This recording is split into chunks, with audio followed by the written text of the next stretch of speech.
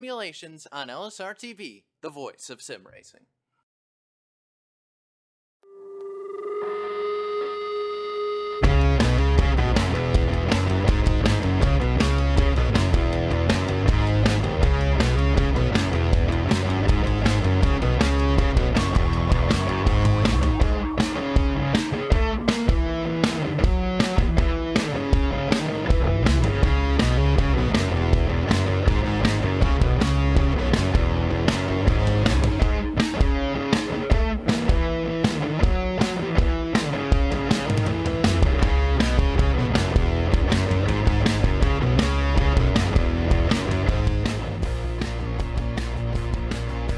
Good evening, race fans, and welcome to those of you watching on YouTube, iRacing Live, and Facebook Live. This is LSRTV's coverage of the RealSimRacing.com Full Throttle Cup Series presented by Gary Mercer Trucking, live tonight from the racing capital of the world, Indianapolis Motor Speedway in Speedway, Indiana. Not Indianapolis proper, believe it or not. We are 6 miles to the west of that wonderful monument that stands in City Center and Center Circle in Macklin. This is a place that maybe needs a little bit of an introduction because you have to, but the history, the legend, the drivers that have taken to the track here, it doesn't matter whether or not this is iRacing or real life. Everybody just wants to win at this place. Yeah, you say this place needs an introduction. I disagree. This place needs no introduction. This is the most historical track in all of racing. You talk about the Indy 500, you talk about the Brickyard 400. This is the most important race for any driver. You talk to somebody that is racing here on iRacing, or you talk to somebody that's running here in real life. This is the place that you want to come to and you want to succeed at. Look at yesterday in the Monster Energy Cup Series, how much it meant to Casey Kane to get the win here at the Brickyard. What an incredible feat for him. He broke a winless streak that went back to 2014, and it was probably the biggest moment of his entire career. That's what this race is about, and that's what we're going to see these drivers here tonight fighting for, a chance to win here at the Brickyard, and to, unfortunately, they can't actually kiss the bricks, but that's what they're going to be feeling if they get the victory tonight. And I'll admit we were so excited to bring you to Indianapolis that we forgot to introduce ourselves. So let's backtrack for 2 seconds and take care of that business. As always, I am James Pike. Alongside me, Mr. Mack is back again. Brian Macklin will be along with me in the booth. And then down at our virtual production trailer, the lovely and talented and Indianapolis resident and proud Butler Bulldog, Cisco Scaramuza, will be punching buttons and working all the cameras so that you can see all of the action here tonight. Now that you know who we are, let's get to know some of the drivers who are down near the cut line here for the playoffs, because we're getting close to it. 7 races left, including tonight, until we get going with the playoffs in September at Chicagoland. And that battle right around the cutoff line is really, really tight. You have 4 drivers within 10 points. That's close, Macklin, no matter how you put it. Yeah, and as we get closer to the end of the season and closer to the end of the regular season, I excuse myself, it's going to get even tighter. You're going to see these drivers getting more and more aggressive, especially the ones that are on the outside looking for a win to get in or just looking for points to point their way in. They're running out of opportunities. We only have 7 races left until we kick off this year's playoffs, and for a lot of these drivers, that just means they're running out of time and they're running out of opportunities. Tonight is a very big opportunity, though, because you can take some chances here on pit strategy, maybe take 2 tires versus 4, maybe go no tires and just get some fuel, and the track position can actually play in your favor here, where at most tracks, if you go out there on your own older tires, it may not necessarily work out. If you can get a little bit of a gap on the restart, you actually can hold these guys off on some older tires. So this is going to be a very exciting race. I'm looking forward to seeing what kind of strategies we see these drivers playing with throughout the night and see which strategy works out the best. And I think of especially for some of the guys who are currently in on points, Nick Silver is a name that jumps out immediately. He's the defending champion of this race at Indianapolis and is yet to go to victory lane in 2017. So what a great place for him to come back to. And I think maybe his biggest opportunity yet to make things happen, get a victory, and get himself locked into the playoffs come September. But time to go ahead and take a look at our LSRTV starting grid for tonight's race at Indianapolis. Race number 19. of the 2017 RealSimRacing.com Full Throttle Cup Series season. David Comstock will be your pole sitter tonight with a time of 50.465 seconds. He's joined on the outside of the front row by Shane Ewing, who puts together another strong qualifying run, did the same last week at New Hampshire. Colson Bermudez, who absolutely had the fastest machine last week up in New England before he had issues with his system, knock him out of the race about 2/3 of the way through, will start from the 3rd position tonight. Brandon Bowie, who won a Class A fixed race that I might happen to have been in, will start from the 4th spot. Dwayne Vincent begins tonight from 5th. Carl Shedd will roll off from 6th. Daniel Eberhardt will run from the 7th position. Chris Hurlow, back with us after a bit of a hiatus, will take the 8th spot on the grid tonight. Anthony DeBarro had a lot of speed, needs a victory more than just about anybody in this series to lock himself into the playoffs. Will start 9th, and then Tanner Tallarico, new to the series tonight, will roll off from the 10th position. Ashton Crowder is going to start from the 11th position here tonight, and then Andrew Freenars is going to start in the 12th position. We have our Daytona winner, Trevor Rapallo. He will start P13. Of course, he's already got that spot in the playoffs due to that win, so he doesn't have to worry about that tonight. Just going to go out and try to get a win. Corey Wolf will start 14th. Then we have Justin Lisenby starting 15th. Sean Casto is 16th. And then we have last year's winner. James mentioned him just a couple of seconds ago. Nick Silver will start from the 17th position. He's going to see if he can't make it 2 in a row here at the Brickyard. Then we have Jonathan Cadell making his return to the Full Throttle Cup Series. He's going to start 18th tonight. Gabriel Wood will start 19th, and rounding out the top 20 is Doug Roth. Starting 21st will be the familiar 12 Ben Shapiro Show Chevrolet of Ross Cato. Sean Boundy in the Sprite Chevy SS will start 22nd. Gio Bramanti, champion of the Unlions division in the Bojangles Summer Shootout at Charlotte Motor Speedway 1 year ago, begins tonight in this virtual race from 23rd. Scott Walter rolls off in that Shell V-Power Ford Fusion from 24th. Braden Whitaker begins tonight from 25th. Joseph LaPlaca starts from 26th. Randy Yoakum from 27th. David Washington, first man not to take time. Points leader starts 28th. And it's Lionel Callisto and Adam Benefield starting 29th and 30th. Yeah, the rest of your field all elected to not take a time in qualifying. You got Dylan Jones starting 31st and Thomas Lattimore starting 32nd. Mitch Rollo will start 33rd. Austin Coop will start 34th. Then we have Michael Priester, Nathan Little, and Douglas Wyatt rounding out this 37-car field. And James, we're getting ready to have a very exciting race. 80 laps around the Brickyard. If you had to make a prediction, what is that going to be? Who do you think is going to come out on top tonight? I think the fans, I think we're in for a very interesting race here. Should be a really entertaining to watch these guys get through the corners, especially on restarts. It just feels like it's a free-for-all every time we come back to the green flag. But let's take a look quickly at track facts before we go green. It's 2.5 miles around the racing capital of the world. You have 9 degrees and 12 minutes, as they will tell you at IMS themselves, of banking in all of the corners, no banking on the straightaways. And as Brian Macklin said, we go for 80 laps tonight, 200 miles in total when we are all said and done. Very, very happy to have you with us on LSR TV for a very, very special night of racing from one of the most special racetracks on all of planet Earth, Indianapolis. For the Full Throttle Cup Series in 2017 will get underway here shortly. David Comstock leads the field of green, and he is off, and we are underway at Indianapolis. He gets out to maybe about a 1-2. Looks like it could be 3-car lengths of lead when he gets to the first turn. Colson Bermudez will go straight to second, and then behind him, you've got Shane Ewing, who will drop back to third off the start. They'll go single file, and then it's 2x2 with Daniel Eberhardt and Carl Shedd. Now Eberhardt, now DeBarro, and Chris Hurlow as they come out of turn 2.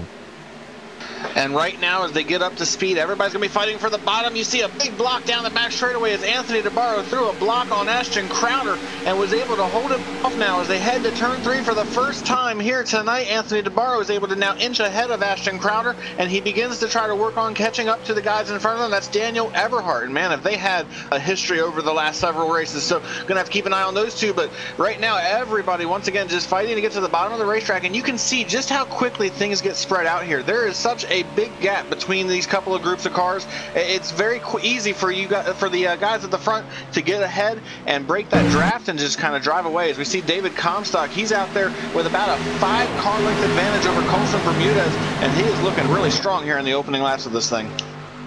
Another thing to watch with these cars, especially when you go side by side in these corners, if you get caught on the outside, it really breaks your momentum in a way that we don't really see at too many other racetracks on the schedule. So if you end up stuck on the outside and you have to give up your position, as we see, believe that might have been Anthony DeBarro, who just gave one to Carl Shed there. But if you get trapped on the outside, you're almost guaranteed to go back at least one spot by corner exit. And depending on the kind of run that the drivers behind you make, it could be 2 or 3 spots by the time you get down the straightaway into the next set of corners. Yeah, and that presents a big issue because as you are side by side in the middle of the corners here, you have to chuck up so much more than you would at any other track, because you can't really go side by side into these corners. You're going to give up a ton of time to the guys that are ahead of you. So it is very important to try to get a good run off the turn 2 or turn 4, carry that momentum and try to clear the guy ahead of you as quickly as you can down the straightaway. Hopefully get clear of them before you get to the end of the straightaway so that you don't have to worry about being side by side when you get to that corner. Meanwhile, we do have a pretty good battle beginning to shape up from 3rd on back to about 8th or 9th, I believe it is. Shane Ewing has that 3rd position. Brandon Bowie and Dwayne Vincent are right hot on his tail trying to see if they can't take that position away, and it looks like Bowie got a really good run up off turn 4, and now he's going to make that move down the front straightaway. He goes all the way to the bottom of the track trying to get the momentum to get side by side and maybe try to clear Shane Ewing. He was not able to do it, but it looks like Shane's going to give him that position as they head to turn 1, and Brandon Bowie will now slot up into 3rd. But now here comes Dwayne Vincent and a host of other cars trying to take that position away as well.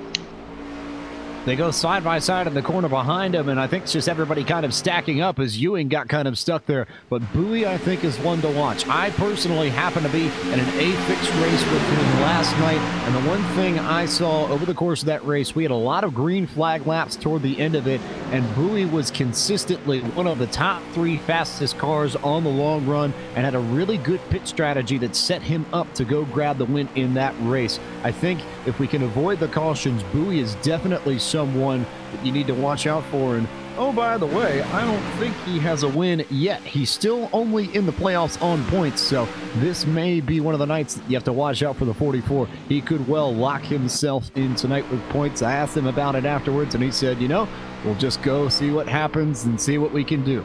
Right now, he's doing pretty well, though, up to the 3rd spot, and it looks like Ewing that's having the real trouble on this green flag run. Not a lot of speed in the 13, as you see. That's the 99 of DeBarro. Bounced to the inside. He almost got hit there by Ashton Crowder in the rear from the 27 as they tried to clear Shane Ewing as they go into 3. And now you see Ashton Crowder once again on the bottom, and he makes contact with Anthony DeBarro as they head through turn 3 right there, sends him up the track, and somehow Anthony DeBarro manages to hang on to it and is now going to lose several positions. But Ashton Crowder made a very aggressive move going off into turn 3, got to the inside, clipped the left rear corner panel of Anthony DeBarro. Somehow, I don't know how, James, but DeBarro was able to catch that car, keep it going in the right direction, and not take it up into the wall. He did lose a couple spots. I believe you're seeing the replay on your screen now, or you will see it in just a moment, but that was absolutely incredible right there, and a very aggressive move on the part of Ashton Crowder. It's going to be interesting to see if that brings any repercussions to him throughout the race.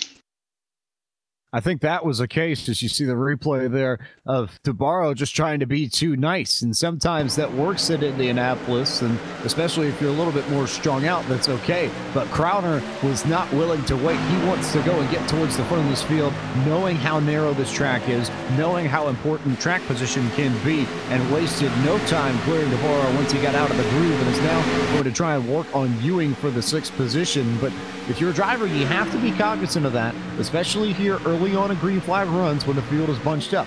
Yes, it's good to try and let off and make sure that you don't get into the back of somebody so you don't wreck them, but there's also the possibility that you get taken out from behind because there just really isn't that much room to avoid anybody if something happens in front of you here. Yeah, and that was just a case where I believe DeBarro didn't expect the 27 to be on his left rear like that. When they went off into the corner, he expected that he was going to be able to go all the way to the bottom of the racetrack, and by the time he realized that it wasn't going to work out, it was just too late.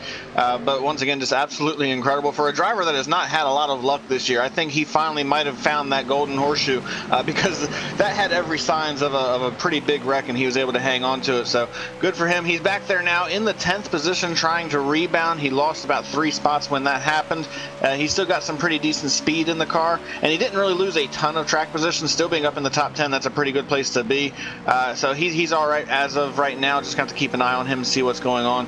Meanwhile, we were talking about Brandon Bowie, and you were talking about how good he was here on the long run. There's another driver starting to creep up on the back bumper of his car that is also pretty good on the long run, and that's Daniel Eberhardt. He has moved up to that 4th position. He started in 7th, and he's already climbed up to 4th, and he's only a couple of car lengths off the back bumper of Brandon Bowie, and he's been showing some pretty big speed here, James. He's been actually just a hair quicker than our race leader, David Comstock, over the last couple of laps.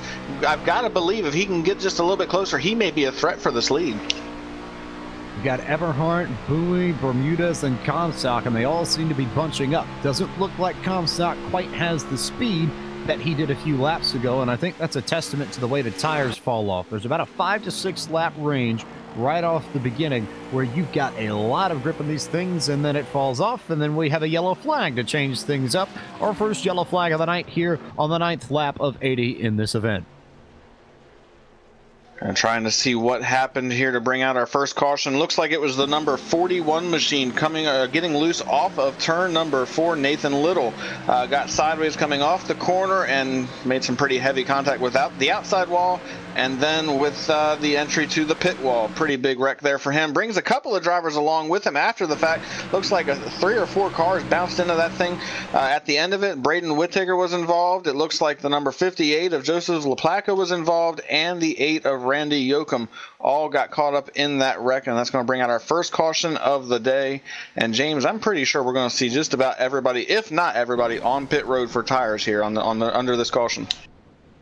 You'll want it, I think, more than anything else. That's the big key. They fall off enough that it's worth your while to try and go get some tires and go get a little bit of fuel. The fuel window here at Indianapolis was about 33 to 35 laps, depending on how you run under green flag conditions. So I think you're still going to have at least 1, maybe 2 more pit stops here, depending on how these cautions fall. But the tires are the big key. You're going to worry about that more than you're going to worry about fuel here. And there's enough fall off that I think personally it'll be worth our while for everyone to come in and go ahead and get 4 fresh Goodyears. It's one of those risk versus rewards things. I personally believe if I'm one of those drivers that's on the outside looking in that maybe can't necessarily point my way into the race, I'd take a chance here now. Find out if 2 tires will work, and if it does, then you know you've got a weapon for later in the race. If I'm a Doug Roth or a Sean Boundy or one of those drivers that's hanging out at the back of this pack right now, I'd go ahead and take that chance and see if it doesn't work out for you. Just see if you can get something out of it and potentially put yourself in a position to go after it. That is the type of strategy that you need to have when you're in a situation like they are. If you're a driver like David Comstock, who's leading the race, already got a win in the playoffs, don't take any chances. Do what you know is going to work, and that's 4 tires and fuel, which now we're about to find out as the leaders do come in. It looks like everybody's going to come with them. This is a very narrow pit road, and it's so long for the drivers that have an early pit box, or a late pit box rather. They're going to have to take their time, make sure they don't speed coming down this very long pit road. It's so easy to do. You're doing 61 miles an hour, 60 miles an hour. You have to be careful and mindful that you don't cross that limit and go too fast. Don't go too fast. Don't overshoot or undershoot your pit. And I think, to your point, if you're trying to get 2 tires here, the best way to make that work is to pray that we get another caution maybe 2 or 3 laps after this restart. That they get into each other and they make something happen, and there's strategy in play already. Brandon Bowie is the first one to do it. I think he got 2 tires and was able to beat Comstock off pit road, and it looks like Sean Casto might have been able to jump ahead of him as well. Nick Silver also looked like he picked up 2 tires. Maybe Dwayne Vincent as well. A lot of drivers here beginning to shuffle it up, so they might have listened to you, Macklin. Maybe there's more to it than we thought. And of course the track position and caution game would help, but if you've got the speed to legitimately stay up there, even with a few more laps on the left or right sides, depending on how you do it, and you know, this could be a really, really big gamble that pays off for some of these drivers. Well, the thing that I have noticed about this racetrack, and I didn't run any A-fixed races with the Cup car here this past week, but I did run some of the Xfinity cars here this past week. Track position almost is more important than having the fresher tires, because yes, you need fresh tires to have the grip and have some speed, but truthfully, like with Brandon Bowie being in the lead, I don't think you're going to see him fall back that far. We didn't have that many laps on the left side tires, and if he can get through turns 1 and 2 cleanly and get a little bit of a gap on the field, or at least through most of the top 10, at the very worst, I think he'll fall back to where he was running, which was 3rd. He maybe will fall back to 4th or 5th, but he's not going to lose a whole lot here. And if nothing else, this gives him an opportunity to get out in clean air and really get the feel what this car is going to do when he's out there in front of everybody. And you mentioned it. You ran an A-fixed race with him as well. He already knows what to expect when this car gets out front. He may have tried this in that A-fixed race, went for 2 tires to see if it was going to work then, and he might have learned something that he can carry over into this race as well. I think what we've learned is that Brandon Bowie is really quick in any way, shape, or form with this car. That 44 has got some speed and will absolutely be a force to be reckoned with tonight. I think I'm almost more curious to see what the likes of Sean Casto and Nick Silver do, and Doug Roth there too. Guys that we didn't really see qualify all that well, but now are up towards, or rather Dwayne Vincent, the Hippies Paint Shop brothers, going ahead and missing me up there. So, but those guys, what can they do? What kind of speed do they have? Well, and that's what we're going to have to wait and see. I believe being in that dirty air, it's going to be a little bit more difficult for a guy like Sean Castro to do, or Dwayne Vincent, just because they're not going to have the clean air that Brandon Bowie is going to have. They're going to have to be very aggressive on the initial restart and see if they can't try to edge ahead of David Comstock and some of these other drivers that are on 4 tires, because I do believe that the clean air is going to make a bigger difference than the tires will here. So if they can get out ahead early on this restart, I think you're going to be okay. I think they will be okay if they can pull that off here. And get in line and don't get trapped on the outside. Maybe your biggest key of all, as we have lights on the pace car. Presumably they will go off here once we cross the start finish line, but you've got some time when you're pacing around this 2.5 mile facility, and we have some time under this yellow flag to remind you that coverage of the RealSimRacing.com Full Throttle Cup Series on LSRTV is brought to you by Hippies Paint Shop. Hippies Paint Shop has over 5 years of experience providing top-quality custom paint schemes for all iRacing vehicles at a low price. Because after all, at Hippies Paint Shop, the cost isn't high, just the painter. I made the slip up just a moment ago. Dwayne Vincent is the front runner of the Hippies Paint Shop crew so far. That number 13 machine, he's got their colors aboard his Ford Fusion tonight. Doug Roth is another longtime customer of Hippies Paint Shop, a little bit further back in the field, and you can see the Hippies Paint Shop schemes and colors and madness more than anything else, and excellent madness at that. Very awesomely colored cars they are, but you'll see that on the 43 car here throughout tonight's broadcast as well. Looks like we've got lights off on the pace car though, so your top 10 when we get the restart on lap 14. Brandon Bowie will lead them to green, then it's David Comstock to his outside. Qualified first, will restart second. Sean Casto will come from the 3rd position.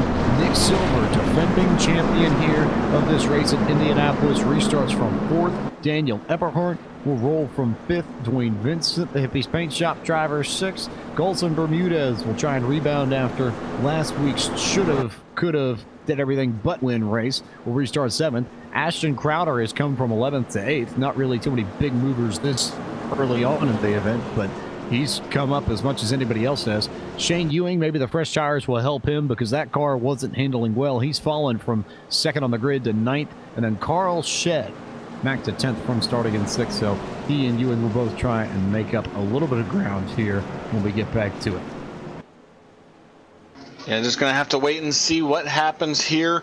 We have a mixed bag of strategy here. It's going to be very exciting with Brandon Bowie on those 2 tires, then David Comstock being the first guy out on 4 tires. It's going to be interesting to see how quickly David can get to the bottom of the racetrack. If he gets pinned out on the outside line as quick as he was on the initial start of the race, he may be in trouble here as we're getting ready to go back green. Pace car pulls hard left now. Field is under the control of Brandon Bowie, who waits for a little bit and then goes right there just at the base of the pit wall. Green flag back out here at Indianapolis. Bowie got a really good jump. Comstock got a solid jump as well. He'll be able to slide right into second when they come through turn 1 for the first time. Casto side by side with Silver. Now he clears Silver, so it's Casto and Daniel Eberhardt to the first side by battle into and down the back. And look at Eberhardt trying to squeeze up in front of Nick Silver. He's going to do it, and now sets his sights on Sean Castro, and Silver is stuck out on the outside, and now we are going 3 wide down the back straight. It looks like Ashton Crowder, actually he was a little bit further behind than I thought he was, but he went to the bottom of the racetrack as well, trying to get underneath. I believe that is the number 14 of Colson Bermudez that he's battling with. Nick Silver, though, is still stuck on the outside line now. He's getting passed by Ashton Crowder, and he is slipping in backwards here. A very wild restart for these drivers as we get ready to go. Now it looks like maybe we have Sean Castro might have gotten into the wall off of turn 4 as he is slipping back just a little bit. Daniel Eberhardt gets by him, and now here comes Dwayne Vincent as well. And we have a battle for the lead shaping up, James. Here comes Comstock. Comstock now on the rear bumper of Brandon Bowie as all that madness takes place now back around the 10th position. So got a few drivers stuck there on the outside, and maybe Shed might be dropping a few spots here. He's the only one trapped up there at the moment as they come sideways and every which way down the back straightaway. But Comstock has closed that gap to Bowie. Now down to maybe a car length, if that. Will Comstock try and make a move underneath Bowie through the short chute into turn 4? Not quite there yet. It looks like he backed up the corner a little bit to try and get a run down the front straightaway to set up a move into turn 1. Didn't look like he got the greatest of runs off the corner, but nevertheless, Bowie will go down towards the bottom, towards the pit wall to block Comstock, make sure he can't get underneath them, and they'll go nose to tail again, but Comstock is right there. This is one of the hardest tracks to set up and make a path on somebody that you're trying to beat, and you're seeing that as evidenced right now. I'm pretty sure that you could say David Comstock is quicker as Bowie gets loose off of turn 2, now goes all the way down the track again to block Comstock, trying to make him go to the outside line, and indeed he will. Comstock's going to go to the outside, but I think the momentum's going to clear Bowie. Indeed it will. So Comstock goes back to the lead here on lap number 16. But back to the point I was trying to make, this is one of the hardest tracks to set up a pass and actually go through with the pass. It takes several laps to be able to make that happen. For Comstock there, he got lucky with the issue that Bowie had, but later in the race he's not going to get that lucky necessarily, because you're going to see these guys being way more aggressive, and that's why he was so set on trying to get up there and take the lead back as quickly as possible. He didn't want to wait and give guys like Eberhardt and Vincent an opportunity to get back into this thing. He wanted to get out front and try to gap these guys as quickly as possible. It was Bowie who got loose off of turn 2 the last time around, and even though he blocked Comstock and went all the way down to the bottom of the racetrack, Comstock had so much more momentum on the high side that he was able to clear Bowie before they even got to turn 3. So it didn't even matter what Bowie did. Comstock was going to get the lead no matter what. And it's worth reminding everyone, Bowie is the first driver out there who took 2 tires. We've already seen the other ones, Sean Castro and Nick Silver, drop a little bit from the restart, though not all that much. So maybe we're seeing the fall-off point. Maybe we're seeing those deltas begin to increase on the 44 machine in comparison to the rest of the cars around him. Might be suffering for grip a little bit. Could that 44 be? I think he's certainly hurting on grip just a tad, but he's actually doing pretty good considering where he's at right now. He's holding off Daniel Eberhardt here, who's on 4 tires as well, and he's doing a pretty good job. He's still running very comparable lap times to our race leader. As a matter of fact, last time by, David Comstock ran a 51.31 and Bowie ran a 51.33. So his lap times have not really fallen off that bad yet. It may happen the longer this run goes, though, because those left sides will be more wore out than these guys around him. However, right now he seems to be doing pretty good, and he's not really losing this battle to Eberhardt at all. He seems to be maintaining pretty good, although Eberhardt did get a pretty good run off turn 4 right there, and we see Bowie trying to throw a little bit of a block. I don't think Eberhardt's going to be able to get there, and Bowie's going to be able to hang on to that second position for just a little while longer. But he's doing pretty good on these older tires right now. For now, that's the key with Bowie, because Eberhardt's got the speed. It's all about the setup, as you said just a moment ago. Easiest way to do it here at Indianapolis, back up your corner, going through the short chute, coming back onto the main straightaway, and make sure you get the run off of turn 2 and 4 down the back or the front straight, which is exactly what it looks like Eberhardt did. Set it up nicely, got a good run off too, got underneath the 44 machine, and you can move Daniel Eberhardt now up to the second position, and maybe more than that, because he's coming for Comstock quickly as they come through turn 4. Yeah, Eberhardt looks like he has got a rocket ship under that car right now. He is flying here as he moves into that second position, and we're under caution again here at the Brickyard for the second time tonight. We have a wreck, it looks like down in 3. Jonathan Cadell is around actually in the exit of turn 4. They were trying to do 3 wide. We saw that not work out too well last night in the Monster Energy Cup Series. It didn't work out for the 65 of Jonathan Cadell either. He got hit by the number 43 of Doug Roth, and it sent him up into the wall and brought out our second caution. Did you see the replay momentarily? They were 3 wide. Benefiel was on the low side, and then Doug Roth was in the middle, and Cadell was up top. And very rarely does that work in Indianapolis. And Cadell just tried to give the 43 room, but I don't think he realized that the 83 was underneath the 43, and the 43 couldn't really go that much lower. And they make contact, and Cadell's the one who ends up the loser out of that. Big time damage to that machine, the Steel Horse Racing Toyota Camry of Cadell, and that will, in all likelihood, end his bid for victory this evening. Yeah, unfortunately for Cadell, he made his return here tonight and just isn't going to be able to come away with anything that he was looking for. But still very nice to see him back in this series. It's been a while since he's been here, but we're getting ready to have another round of pit stops here at Indianapolis. I'm all over the place tonight. David Comstock's going to lead these guys to pit road, and then you've got everybody else coming in behind him. Now we have to see what will drivers like Brandon Bowie, Sean Casto, Nick Silver do? They took 2 tires on the last time. I don't believe, James, that they can afford to do it 2 pit stops in a row. It's going to be very difficult for them to go and do that again. If I'm crew chief, I say you nailed it if you got 2 tires, because now you can come in, get 4 tires, and prep yourself for what could be a very long green flag run, which is usually the case in these RSR Full Throttle Cup Series races. We'll get a few yellows to start, and then once we get to about the 8th to quarter mark of these races, they begin to really settle in and make things happen and go for 20, 30, 40 laps, perhaps. So, curious to see if anybody tries to pull it this time on the field, and if we see anybody else get 2 tires. Doesn't look, well, maybe I lied. Let's go Colson Bermudez for $500 as one of those drivers. Ashton Crowder also on that list, as is Chris Hurlow, as is Shane Ewing, as is Lisenby, and then it's David Comstock, who's only about maybe the 5th or 6th car out of pit road. So got a few drivers here thinking that 2 tires might be worth your while. Yeah, and it looks like this is going to mix things up pretty well, as Colson Bermudez will be the race leader. Then we have Ashton Crowder, like you mentioned, and the 4 tires now getting shuffled further and further back into this field, with Comstock being the first driver off of pit road on 4 tires. I think some of these drivers saw what Brandon Bowie and Nick Silver and Sean Casto were able to do. While it wasn't as successful for Casto and Silver, it certainly was a pretty good run for Brandon Bowie. And now that they have a few drivers on this strategy and not just 1 or 2, this could work out pretty well for these guys. I expect that Colson Bermudez is going to be in pretty good shape here, because by the time that Comstock gets through these guys with the older tires or with the 2 tires, he's going to have wore out his 4 tires, and it's not going to be as easy for him to run down these guys and pass them to get back to the race lead. So it's going to be pretty interesting to see what happens on this next restart. We'll go ahead and set that next restart up for you when we come back from our first commercial break of the evening, which we'll go ahead and take right now. You're watching action from Indianapolis Motor Speedway, featuring the RealSimRacing.com Full Throttle Cup Series on LSRTV, the voice of sim racing.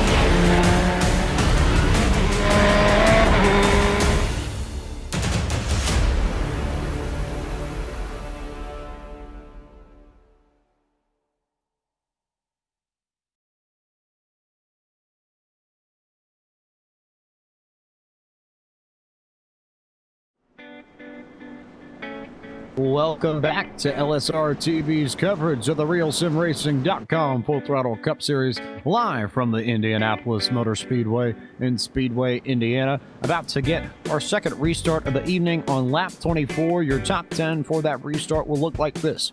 Colson Bermudez, first driver on 2 tires, will lead them. Ashton Crowder, also on 2, restarts second.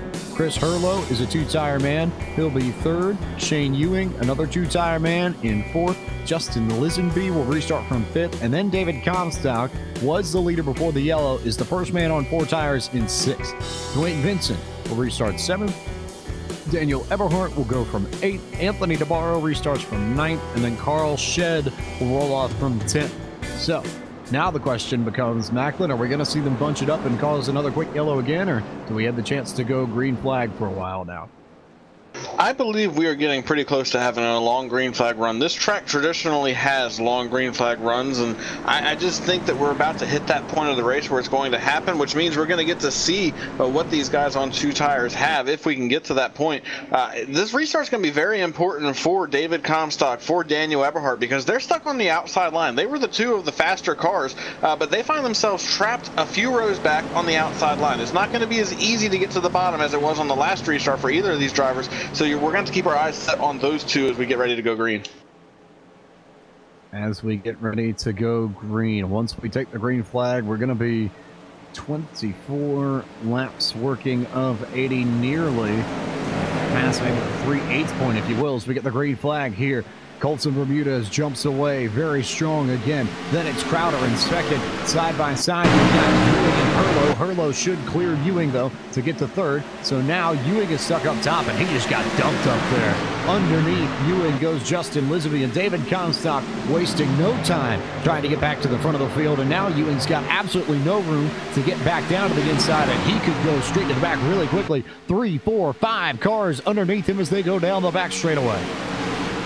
And that is what happens when you get trapped on the outside line here at Indianapolis. It's a one-groove racetrack, and if you get stuck out there, you might as well be stuck on the outside at Martinsville, because you're just going to continue to slip and slide until you can find a spot in line. And we're still seeing Shane stuck on the outside line here as we're getting ready to complete this first lap since the restart, and he is still just trying to find a place in line and is having a hard time as now Nick Silver works underneath of him and is going to move ahead of him as well as we complete this first lap back under green. Now we have a pretty good battle going on for the lead here as Colson Bermudez, actually that's for second place, Ashton Crowder, Christopher Hurlow are side by side. We got Comstock in the middle of this thing as well. He's battling with Justin Lisenby here as they work through turn 2.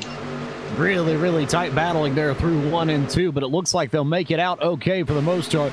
Comstock has managed to clear everybody except for Hurlow and Bermudez. Crowder will drop back maybe to 4th or 5th here, depending on how Dwayne Vincent navigates this corner. He'll get underneath the 27.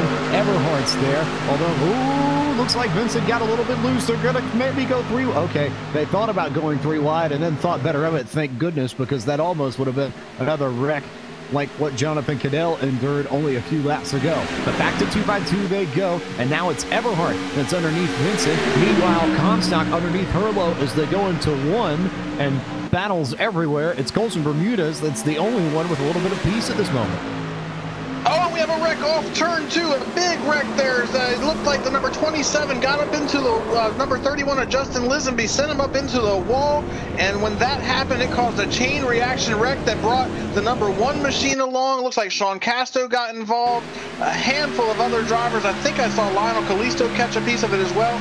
So unfortunately, a big wreck here on lap number 26 brings out our 3rd caution of the evening. And James, I was just about to bring up a stat from last year. We only had 2 cautions in this race last year, and we had just gotten our 2nd caution. I was hoping we'd be able to continue that trend and go green, but unfortunately that's not going to be the case here tonight. Trying to take inventory here. Justin Lisenby involved. Ashton Crowder involved. Anthony DeBarro got a piece of it. Nick Silver got a pretty good piece of it on the right side, defending race champion. Let's see, another car back around. Tanner Tallarico got caught up in this mess. Sean Casto maybe got a pretty big piece of it, actually. A whole host of drivers. I think Ewing might have been caught up in this. Gabe Wood, I know, got a pretty good piece of everything. Just maybe 10, 15 drivers involved in this when it's all said and done. Well, and that's what happens when you have a wreck at that point of the racetrack, especially on a restart, because coming off of either turn 1 or turn 3, the track narrows out so bad or so quickly that when a wreck like this happens, you literally have nowhere to go. And for a lot of these drivers, it's a blind corner. You come out of that corner not really being able to see what's going on around the other side of it. So unfortunately, if your spotter's not on top of it and able to tell you what's going on, you kind of drive into it not really knowing what you're getting yourself into. And I think that's what happened for a lot of these drivers. They just came around the corner not really knowing what was going on, and before they could even react, they were caught up in the wreck. And just an unfortunate set of circumstances for a lot of our drivers here tonight. Right along board with David Washington as he tries to make his way through this. Mitch Rollo also got a piece of the action here. I'm trying to pan through the replay here myself and just look at names. Dylan Jones, who's won a few races in this series this season already, has gotten a good chunk of damage. It looks like Sean Boundy got involved in this as well. Maybe Scott Walter, I think, got a piece of it, though it looked like he got out of it okay. Tanner Tallarico, we already said, just a whole host of people. We'd have to take a while to create the proverbial list that you see on the regular NBC and Fox broadcast just to get everybody, but a solid 10 to 15 cars caught up in this, and most of them with pretty significant damage that will knock them out of contention tonight. Man, I know we just saw the replay of David Washington making it through that wreck. I just went back and looked at it again from his view, and what an incredible job he did making it through that wreck. He ducked to the bottom of the racetrack, then had to duck back up high. He was dodging cars left and right, and somehow he managed to make it through. It was like playing dodgeball, but he was playing it with cars, and he did an incredible job. He was able to get through cleanly, and now he's on pit road getting 4 tires once again, just getting back out there with some fresh tires and possibly a little bit more fuel here, because while that was only a couple of laps, if you can get a couple of laps extra fuel in that car and say we do get a long green flag run, that could be the difference in you being able to make this a one-stop race versus maybe having to make 2. It could well be, and man, Washington should have run over Brandon Bowie by all accounts, and somehow they managed to stay off each other and sneak through. And then if you kind of waited long enough, and if you were the likes of Ross Cato, Adam Benefiel, Andrew Farinars and company, the hole just kind of opened up and you had a place to go, and it was actually pretty easy to get through that. Well, and sometimes you just get lucky like that, and you're able to squeeze through there and make it through without any issues, and they got very lucky in that respect as well, which could be the difference between them being involved in that wreck or maybe having a chance to win here tonight at the Brickyard. So that was a pretty pivotal moment for several of these drivers, but I just can't get over how close David Washington was to being involved in that wreck. That was absolutely incredible. I've not seen somebody be able to dive their way through that many wrecking cars and not get caught up in it in quite some time. That was absolutely impressive. Another guy who snuck his way through there and got pretty sideways, but managed to keep it in one piece. Lionel Kalisto did a really nice job of sliding right through all of that mess and making it around and getting through to have a place here in this fight. And I think for Kalisto, this now could be a very, very big night, because Anthony DeBarro has officially disconnected from the event. DeBarro was only 8 points off of Shane Ewing for the final spot on points in the playoffs. Kalisto was 5 points back of Ewing, and Ewing got heavy front-end damage. He may return to the racetrack, but he certainly won't be up to pace for the rest of this event. So Kalisto, by the end of this night, if he can keep this thing in one piece, may well be above the cutoff line for the first time in a while if he can bring it home tonight.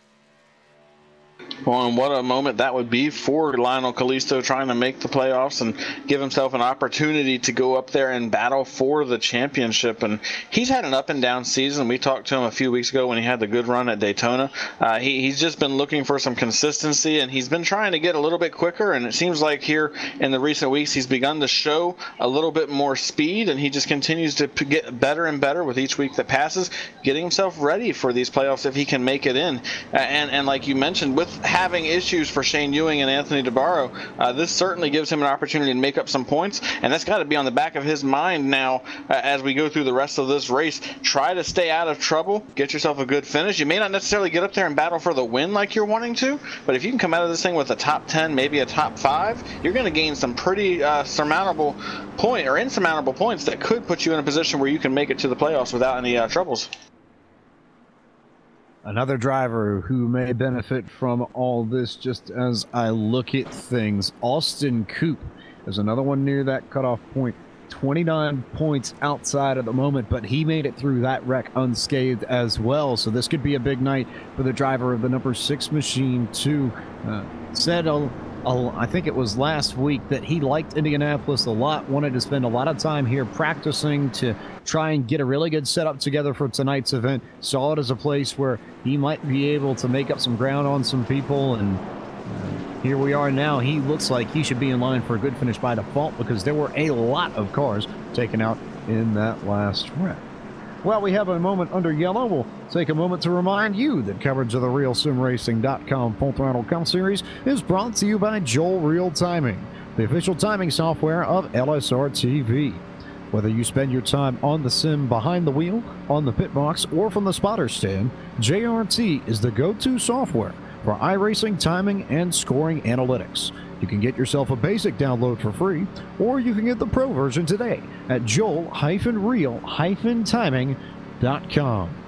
Lights are finally off on the pace car here at Indianapolis. The restart will come on lap 31. It will be Kostock, Perlo, Vincent, Bermudez, Eberhardt, Shed, Callisto, Benefiel, Coop, and Bowie. Your top 10 when they go back to the green flag.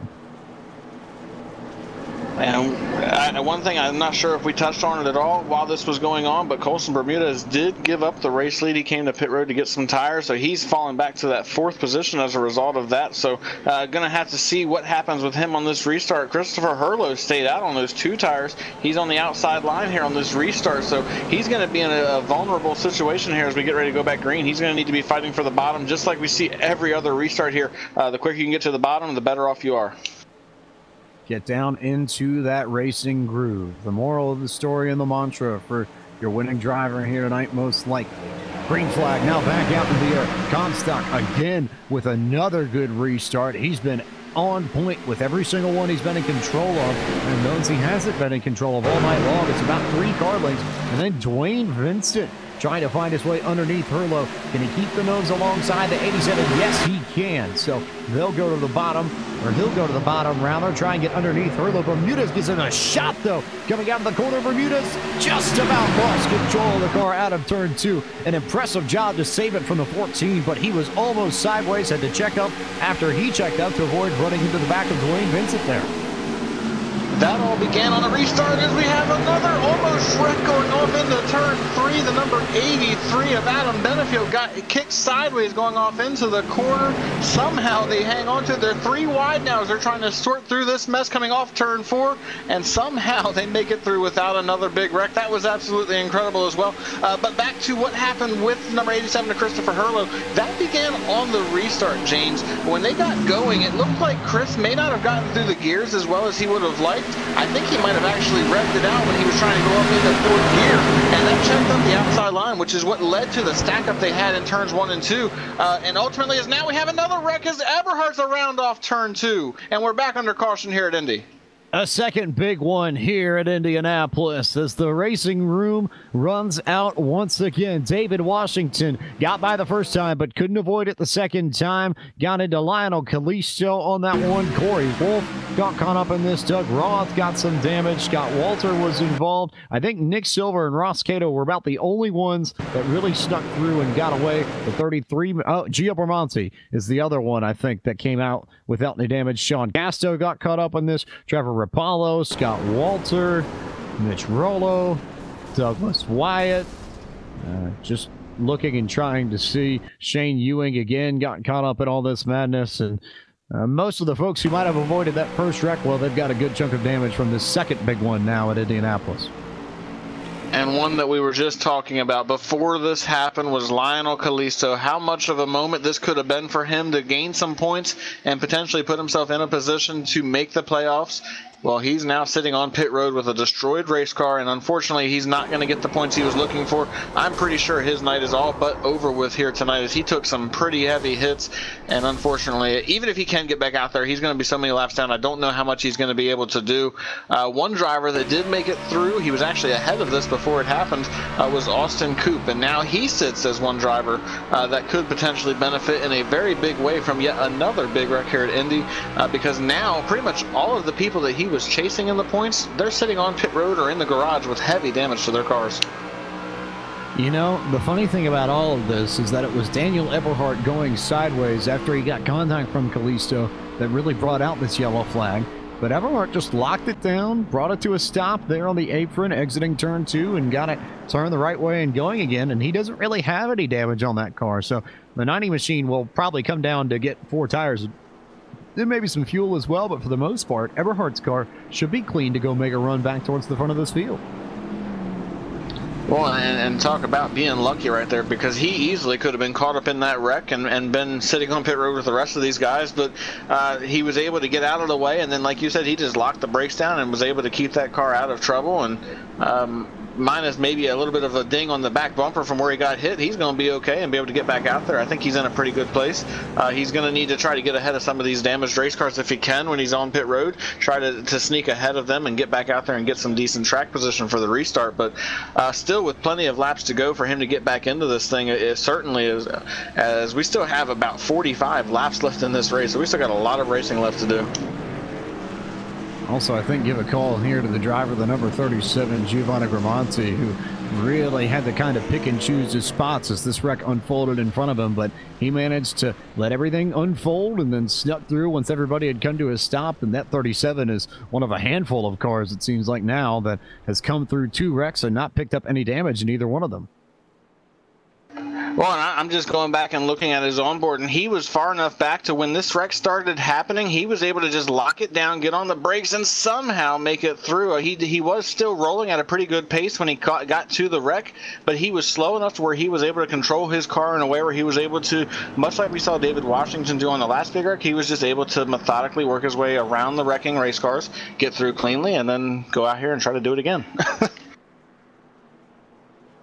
So just looking at things, we know that the first 10 cars on track, I believe, are damage-free. And then you've got Nick Silver, who's around 10th or 11th. He's the first one with a bit of damage there to the right side of his number 24. The defending race champion he is. Teammate to him, Sean Casto's got a little bit. Benefiel, I think, has a clean car. Corey Wolf, somehow, I think, has a clean car. I thought he really did get caught up in that last one because he was trapped on the outside, but must have locked it down and snuck through there and gotten around everything. So Eberhardt, we know, has a clean machine, and then Bramante. So maybe, what, 14, 15 cars, I think? Somewhere in that range, yeah. There's not very many left, as we only have 19 on the lead lap now. So that goes to show you just how many cars have had issues here tonight. We started with 36 cars in this field, and now we're down to just 19 on the lead lap, and not all of them are, as you said, damage-free. Several of them have damage, but they just were not significant enough to where they had to spend laps on pit road and lose a few laps to the leaders. But they still have some pretty significant damage to their cars that they're going to have to work on. This is a battle of attrition here tonight, which is something I did not expect to see, James. I really thought we would get some long green flag runs here and get this field spread out and see who had the better long run cars. Not to say that we still can't with about 45 laps to go, but this is certainly not what I was expecting to see as we got this far into the race. But as we've talked about through the broadcast already, there really isn't a lot of room to avoid accidents, and I think especially on corner exit here, that seems to be the one place where everything sort of funnels, and that's where both of our accidents have happened, coming out of turn 1 and coming out of turn 2, and then everyone else is just kind of stacked up behind them, and it's the combination of wrecking in the sort of choke holds and choke points on this racetrack, plus the fact that both wrecks came in within a handful of laps off of restarts that have preceded them, and you know, more often than not, that's a recipe for a solid 10-15 cars easily getting torn up no matter what racetrack you're at, much less one of the narrowest on the schedule like Indianapolis is.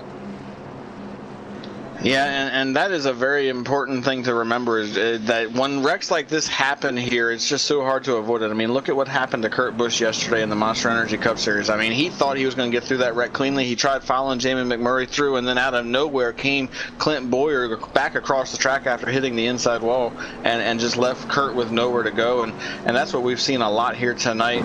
It's just very difficult, as you mentioned, to get through once something starts happening. So it's that in its own right makes it very important to try to have some track position. That way you're ahead of all of this when it happens, and that's what we've seen some of these guys go for. And I think that's what has kept guys like Christopher Hurlow and Brandon Bowie in this, because they took 2 tires at the beginning of the race, got the track position, and they've been able to hang on to it ever since.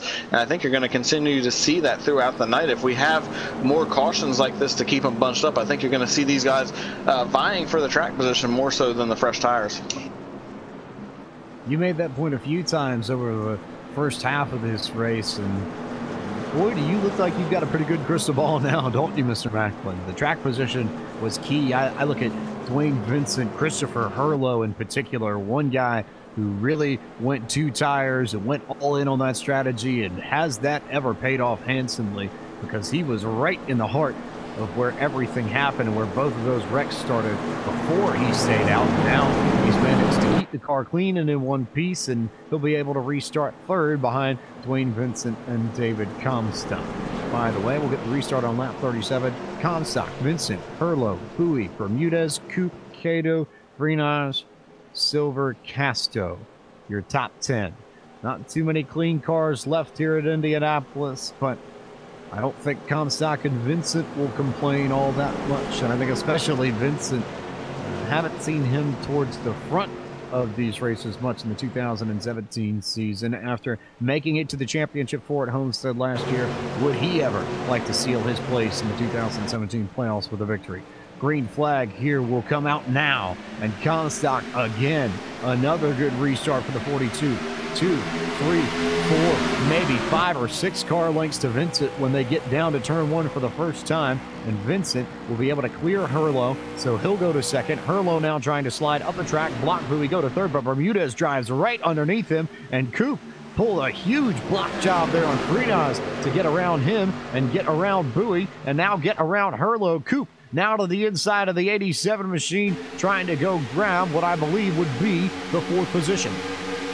Yeah, that was a very aggressive move, but it was a move that paid off for Austin Coupe, and now he's going to get ahead of Christopher Hurlow and take control of that 4th position, which now leaves Hurlow to battle with Brandon Bowie as they work through 3 and into 4. Now we have a battle for second here, though, as it looks like Colson Bermudez and Dwayne Vincent are going to try to mix it up, and Colson Bermudez is going to take that position and move into second place now, and he now will try to set his sights on Dwayne Vincent, or I'm sorry, on David Comstock now, as he moves ahead and is trying to get away. We still have a pretty good battle going on behind these guys, though, as Brandon Bowie is trying to hold off Christopher Hurlow. He was able to get ahead of him as we switched to that battle in a second, but now he's trying to hold him off here as they work through turn 2. He's got a pretty good run up off the corner, and now it looks like Carl Shedd's going to try to make the run on Christopher Hurlow. Big run for Shed. You've got Bermudez, Vincent, Coupe, Bowie, Hurlow, and then Shed all trying to settle in and make something happen here. Nothing going yet for the 45 machine. He's getting off the corner a little bit lower than Hurlow is, though. Could be beneficial when they come out of it. And then side by side back behind him, that's Nick Silver and Daniel Eberhardt racing for, I believe, maybe 12th. Yeah, and you see that battle continuing to rage, but now here comes Austin Coupe. He's trying to go for that 3rd position as he sets his sights on Dwayne Vincent. He got a pretty good run up off that turn 4. He was able to close right in on the back bumper of Dwayne, and now as Vincent gets in the wall in the middle of 1 and 2, that's going to open the door for Coupe to go to the inside, and Coupe will move into that 3rd position. He's trying to hold him off, but now here comes Bowie looking to the inside. He's going to challenge for these positions. I think he's got enough of a run. He is door to door with Austin Coupe. He may clear Coupe before they get to turn 3, and he's indeed going to do that as Brandon Bowie moves into that 3rd position. So what an incredible half a lap that was for those drivers right there. Bowie got a slingshot off of the 2nd corner. Just a huge amount of momentum coming off of turn 2, and that allowed him to clear both Vincent and Coop, who have now gone behind Carl Shed because they got caught up on the outside and it killed their momentum. So now here comes Coop trying to regroup as we've got a 3-wide battle. No, back to 2 wide as they go to turn 1 just a little bit behind them. That's Adam Benefiel and Daniel Eberhardt who were side by side. But closest battle on track right now, I believe, at the front of the field should be, well, maybe Coop and Vincent now, because Shed's actually managed to gap Coop a little bit through that half a lap that last time by. So now Shed working on 4th and trying to go up to 3rd, maybe catching Bowie here. Maybe that 45 car's got something that we don't necessarily know about yet. Maybe so, but I don't think that's the battle we need to be worried about right now. I think the battle for the lead is the one we need to be worried about, as Colson Bermudez has caught and is working on David Comstock as they come down the long front straightaway here. He's trying to use that draft to come right up onto the back bumper of the number 42 machine. He closes right up. He's almost pushing him as they go off into turn 1. Has to back the corner up now, trying to set him up for a run up off of turn 1 here. Not close enough to make that move, so he's going to try again down here in turn 2. Backs the corner up again. He's going to try to get right to the curve as they work through turn 2, and now he gets a good run up off the corner. Can he make that move? It looks like he's going to be able to, side by side for the lead as they go down the backstretch. Textbook move from Bermudez there in 2 to back the corner up and make sure you get the run on the long straight. You can try and get alongside somebody in the short shoot. It's the straightaways where you can make and complete passes. So if you back your corners up more often than not, it's going to be turns 2 and 4 where you want to do it. And that's exactly what Bermudez did. And now Colson Bermudez will try and atone for the race that he, in all likelihood, would have won if it weren't for personal computer problems last week at New Hampshire. Had the dominant car in the field before the system went out on him 2/3 of the way through, and now is back to the point trying to win an even bigger race here at the racing capital of the world. And we are back under caution here at Indianapolis. Not sure what brought out this caution, but here we are once again, I believe for the 5th time tonight, under caution here, trying to figure out what happened, James, but it's going to bunch these guys back up once again, and I think we're going to see more pit stops and more strategy, maybe another opportunity for some of these guys to come in and go after 2 tires once again to see if they can't make that work. Strategy here, and you know, we're getting close to the point where if you're really lucky and you think we're going to get maybe 3 or 4 cautions, you could, in theory, maybe come down pit road and be done here. It would be a stretch, to say the least, but with the way the yellows have panned out, it's not impossible to think that you could make it some, 37, 38 laps that we have left here and be able to get away with it. But that's a strategy call you have to make as a crew, as a team, as a driver. Is it one that you consider, and how much weight do you put into it, Macklin, if you're in the driver's seat? I think it depends on the situation that you're in coming into this race. If you're a guy like David Comstock that's already got a win and is just trying to win another race to the Brickyard, what do you have to lose? Go ahead, take that chance and go for the fuel strategy. On the flip side, if you're one of those drivers that's racing your way in, trying to get in on points, like an Austin Coop, I don't necessarily think I want to take that chance. I want to go ahead, stick to the safest strategy, and stick to what's going to get me the best possible finish without that risk of falling back and losing all these points that he could potentially get here tonight. And then if you're one of those drivers that's way on the outside looking in, that can't really get into the playoffs without a victory, you might want to go ahead and take that chance for as well, just to give yourself an opportunity to win and get that spot in the playoffs. And, oh, by the way, it's a win at the Brickyard, so that's a pretty big deal. Pretty big deal indeed. Also, will make the point here that this yellow was brought out by the number 98 of David Washington. It was the 3rd time, I guess, that was the unlucky charm for him. He snuck through that first wreck and got caught up in the second, and then lost the motor on the 98 machine and pulled down the infield. But his night is over and troublesome. So tough night for the points leader, but he'll be okay for the playoffs. Already has a good handful of wins in the meantime as they come down pit road for 4 tires, fuel, and hopefully no mistakes on pit road. Yeah, and that's going to be the interesting thing. Will we see any drivers go for 2 tires once again? Will everybody get through their pit stops cleanly? Looks like all the front runners got into their pit boxes very nicely, and now they're getting the right sides done. I haven't seen anybody going for 2 tires here. Looks like everybody's going to go after 4 tires, so it's going to be the battle to who can get off of pit road first, and that's going to easily be Colson Bermudez, and then Comstock comes off in second, followed by Bowie, and then Coop comes out in fourth, and then Everhart will come out in fifth. So Colson Bermudez took advantage of the track position that he was able to gain by getting ahead of David Comstock, and he was easily able to win that race off of pit road, and now sets himself up pretty good for this restart to have the advantage of being able to control the restart and try to get away from Comstock on the restart here and try to get away from the rest of these guys. But how about Brandon Bowie, James? All of a sudden he's sneaking back up into the picture. We talked about him at the beginning of the race and how quick that he looked here. He got shuffled back due to some strategy that didn't work out in his favor, but he's back towards the front, and now he has an opportunity to try to make something happen. Bowie is a fast piece. I don't think there's any denying that. And I don't know if he's been the outright fastest car here tonight, but consistently in the top 5, which gives yourself a chance. And I think that's all you need, especially on a night like this, where so many drivers have run into trouble and gotten caught up in accidents. Anybody that's up here running at the front of the field, I think, can count their blessings and be thankful for the fact that they didn't get caught up in those and have a real shot to win here of all places. I mean, you mentioned it just a moment ago, but to win at Indianapolis, it doesn't matter what form of car it is. You win a race here, it's a special thing. It's a special feeling because it means so much to so many people in so many different ways. Well, I mean, you think about the history that this track has and all the different people that have come here and won, all the different champions that have come here and won. It just is such an important place to so many people, and it is such a historical place. I mean, we have the Indy 500 here every single year. We have the Brickyard 400 here every year, and the drivers that are in those races prepare for those races more than anything else. You talk about NASCAR drivers wanting to go run the Indy 500 just because of how iconic that race is, and that has a lot to do with where the race is being held at, which is right here. And it's just such an incredible event. And for anybody, I've won here on the iRacing service, and it means so much. And James, you talked about it. You ran that A fixed race, and you were having a blast because you were here at Indy. That's just what this track means to so many people. It might be a personal favorite of mine, but then again, I'm biased, and I may have been both at the 500 and the 400 last year in person to see it all go down, and it is very much a marvel that I would highly recommend for any race fan. Don't forget, you got the museum here and the track tours as well, so easily could make a full day out of just seeing IMS on any given day in the calendar year, not just during a race weekend.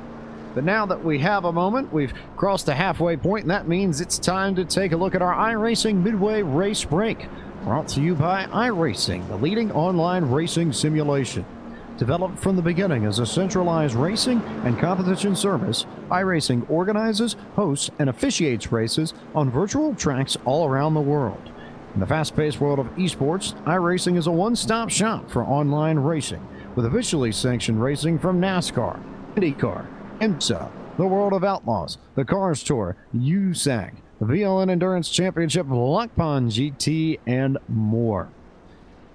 Working lap, I believe, here once we get everybody to cross the stripe one more time, think it's going to be 46 that we'll get once we come across the stripe. Colson Bermudez is your race leader, as we've mentioned. David Comstock will be in second. When we come to this restart, Brandon Bowie will restart third. Austin Coop will restart fourth. Daniel Everhart from fifth. Carl Shed runs in sixth. Dwayne Vincent from seventh. Corey Wolf eighth. Sean Bounty ninth. Christopher Herlo 10th. In the 11th position, we have Nick Silver. Then we have Andrew Freenarge in the 12th position. 13th is Ross Cato. Sean Casto sits 14th. Then we have 15th is Trevor Rapallo. Giovanni Bramante sits 16th. Then we have 17th going to Adam Benefiel. And 18th in the last car on the lead lap and in the race is Shane Ewing. Everybody else has retired from the race. You'll be able to see their finishing position on the ticker at the top of your screen. And this concludes your iRacing Midway Race Break. For more information on the wide variety of sim racing possibilities online. Visit iRacing.com to sign up today. For a limited time, you can visit iRacing.com/World of Outlaws and take advantage of exclusive promo codes to get yourself on the sim with a 1-year membership for half the price. And you can also jump in and run here at Real Sim Racing in the Full Throttle Cup Series if you want to. They have a lot of exciting racing going on as well. And we're about to go back green here, James. It's going to be a very exciting second half of this race. Got Colson Bermudez and David Comstock on the front row, the two of the fastest remaining cars here, getting ready to duke it out for the lead. Got a whole bunch of cars there. Just quickly, the drivers out: Mitch Rollo, David Washington, Scott Walter, Doug Roth, Lionel Callisto, Michael Priester, Dylan Jones, Douglas Wyatt, Tanner Tallarico, Justin Lisenby, Ashton Crowder, Gabe Wood, Anthony DeBarro, Jonathan Cadell, Joseph LaPlaca, Nathan Little, Braden Whitaker, Randy Yoakum, as we get the restart here on lap 47. Bermudez got away, maybe not quite as well as Comstock had, but Comstock, I think, might have tried to either game it or tried to watch Bermudez a little bit too much and didn't get away himself. And that's given the chance for Brandon Bowie to go underneath the 42, trying to get that second position. 44 alongside Comstock as they go through turn 2. Didn't quite get the run off the corner there, so he'll be there on the inside of Comstock, and then Eberhardt will try and follow and find a way through both. And while all this is going on, Colson Bermudez is sailing away. He's already put 5-6 car lengths on them, and as they work side by side through turn 3, he continues to be able to gap these two. And the longer they stay side by side, the bigger his gap is going to get, as Comstock is not willing to give an inch to Brandon Bowie, and he continues to battle as they work down the front straightaway. Eberhardt now is trying to give Bowie a push, but Comstock has the run. Can he clear Bowie as they head to turn 1? I don't think he's going to be able to do it, and indeed he will not, as Bowie now almost slides up the racetrack into Comstock, and somehow Comstock was able to stay off of him, but they still remain. Oh, as we have a wreck here as Bowie got turned up into Comstock, and around goes Bowie, and we're back under caution here at Indy. Eberhardt got into the back of Bowie. I don't know if there's anything Eberhardt could have done to avoid Bowie as I say that, but there was definitely contact there, and from there it just all kind of went off, and the 44 went around, and I know Eberhardt got a little bit of damage. A few more drivers got caught up in that as well, in what I believe might be caution number 4 here on lap 48. And that was also big for David Comstock because he got some damage to the left rear, which actually sent him up into the wall and gave him some damage to the right side of that car as well. So I believe we're going to have to see David Comstock come to pit road to get that car serviced. I don't necessarily think it's a good idea for him to stay out at this point because that is some pretty heavy damage to the rear end of that car. And definitely enough to where he needs to come in and get it looked at. That could have knocked the toe out on that car just a hair because of how he got hit by Bowie there when that happened. So a very big moment for him as well. He had such a fast car, was up here battling with Colson Bermudez, and just got caught off on the restart, wasn't able to get clear like he was hoping, and unfortunately it led to him getting caught up in a wreck that he was hoping that he didn't have to be a part of here tonight. And there wasn't really much he could have done, though. I don't think there's that much damage to the 42. He got most of it, looks like, on the rear half of his car. So I don't think that's going to affect the car that much. Maybe the rear toe on that right rear corner might be a little bit out of shape, but I think Comstock actually could be okay for the most part. Eberhardt's the one I think I have more concern with because he's the one who's really got the most damage at the front end of that machine. And I think a tough end of the night for Brandon Bowie.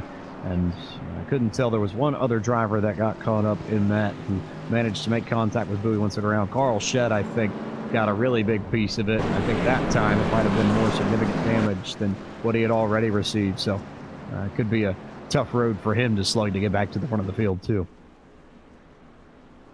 Yeah, and it's just one of those deals. We're seeing a lot of wrecks on restarts, and especially when cars are trying to go side by side. That seems to be the biggest thing that is causing issues for these drivers. Is now it looks like most of the field's going to come to pit road, with the exception of the two drivers that I think you would have expected to see on pit road. David Comstock and Daniel Eberhardt elected to stay out along with Colson Bermudez, but everybody else came to pit road right there.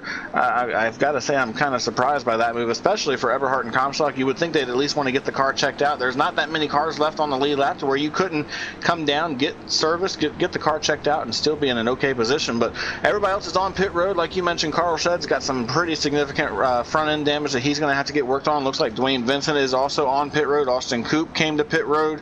Everybody looking for tires and fuel. And actually what this does, James, I just realized as we're inside 30 laps to go, is it puts them in a window where they can make it to the end without having to worry about fuel. So this could be why a lot of these drivers came to pit road. The fuel window is right around 30 to 33 laps. So they're right on the inside of that window where they can make it. They may have to save just a little bit on the restart, but if we go green from here to the end, they should be good to go. I think they'll be good to go. The question may well be for Bermudez and Comstock. I think those two are good, but it's definitely going to be close. I think for the most part, most of these drivers who just came in should almost definitively be good to go to the end on fuel and tires, but I'm not totally certain about the 14 and the 42. In the meantime, though, we'll bring up Aegis Motorsports team director Andy Kessler here, who's had a bit of a rough night. A lot of drivers just caught up in incidents. Andy, from atop the pit box, what have you seen out there on this racetrack tonight? Quite honestly, it's kind of crazy. It almost reminds me of what we saw yesterday in the Monster Energy Series. You know, to be in the race, we were out towards the back there, and everything seemed fine. It was pretty calm. Things got strung out, able to make some passes, but then you know, all of a sudden that big wreck happened. We were able to somehow, I have no idea how Dave got through that, but that was all him on that one. He got through that big mess, and then all of a sudden we're in top 12. We're like, all right, well, now, you know, we're up front with all these guys. We should be all right. And gosh, it was just all happened right all over again. A lot of your drivers have run into trouble, but you've got one car on the track, at least that I can see, still clean, and that's the 37 of Gio Bramonti, who has a lot of real-world racing experience and success. He was a champion at the Summer Shootout in Charlotte last year. He's done some late model racing with DGR, David Gillen Racing this season, and now he's going to try and get it done here in a Cup car at Indianapolis. What sort of expertise do you get to pass along to him, and do you think that he might get any help from some of the drivers from your stable that have run out of luck tonight and already are out of this event?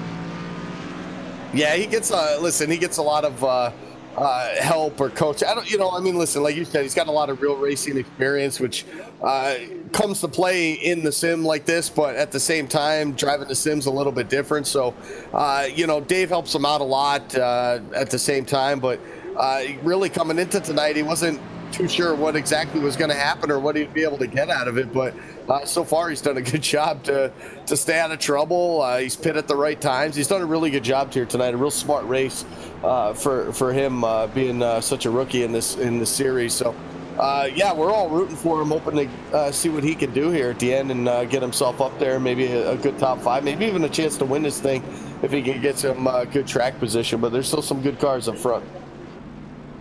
Before we let you go, Andy, we'll go ahead and, while you've got the moment, take a chance to thank all your sponsors and let everybody know who makes it happen for the Aegis Motorsports stable. Yeah, definitely all the drivers that are involved. Of course, Aegis, Julio for putting all this together. And, of course, Chef Andy's Lobster's been on the car the last couple of weeks with Dylan getting him in victory lane last week in New Hampshire. And hopefully we can get another one of those cars up to the front here. But it's still a lot of racing to do here. So it should be a lot of fun. But appreciate the broadcast, guys. And hopefully we can keep this thing green the rest of the way. Well, thanks for taking the time to talk with us, Andy. We'll let you get back to it and try and coach the likes of Gio, and I know Trevor's still in there and up there as well and has a shot at it too, so get back to coaching those guys through, and who knows, maybe we'll be talking to you at the end of the night as well. That'd be a lot of fun, guys. Let's hopefully we get some more green flag laps. You guys can call our race. It's a lot more fun than these caution laps. I know that. So looking forward to the restart as well. Thank you so much, Andy, and we'll talk to you in a bit. So there's Andy Kessler, your team director over at Aegis Motorsports, who have been the dominant group in this Full Throttle Cup Series so far in 2017. You look at the names they power. David Washington will be in the playoffs. Dylan Jones will be in the playoffs. Trevor Rapallo will be there. Andrew Freenage will be there. Carl Shedd will be there. Joseph Tice all drivers who either run for or are associated with Aegis. So clearly they figured out something very, very big in this Full Throttle Cup Series season so far. Yeah, certainly going to be a force to be reckoned with when we get to the playoffs. And as you mentioned, they still have one bullet left in this race here tonight, and that being Giovanni Bramante. If he can get through and get some track position, he could be a factor in this thing. But as we get ready to go back green, it's going to be Colson Bermudez at the front with David Comstock to his outside. They stayed out where everybody else came to pit road. Then we have Adam Benefiel. He won this race a couple of years ago. He's up to third. Christopher Hurlow fourth. Austin Coop fifth. Then we have Dwayne Vincent, Corey Wolf, Nick Silver, Andrew Freenars, and Sean Castro, the top 10 as we're about to go back green.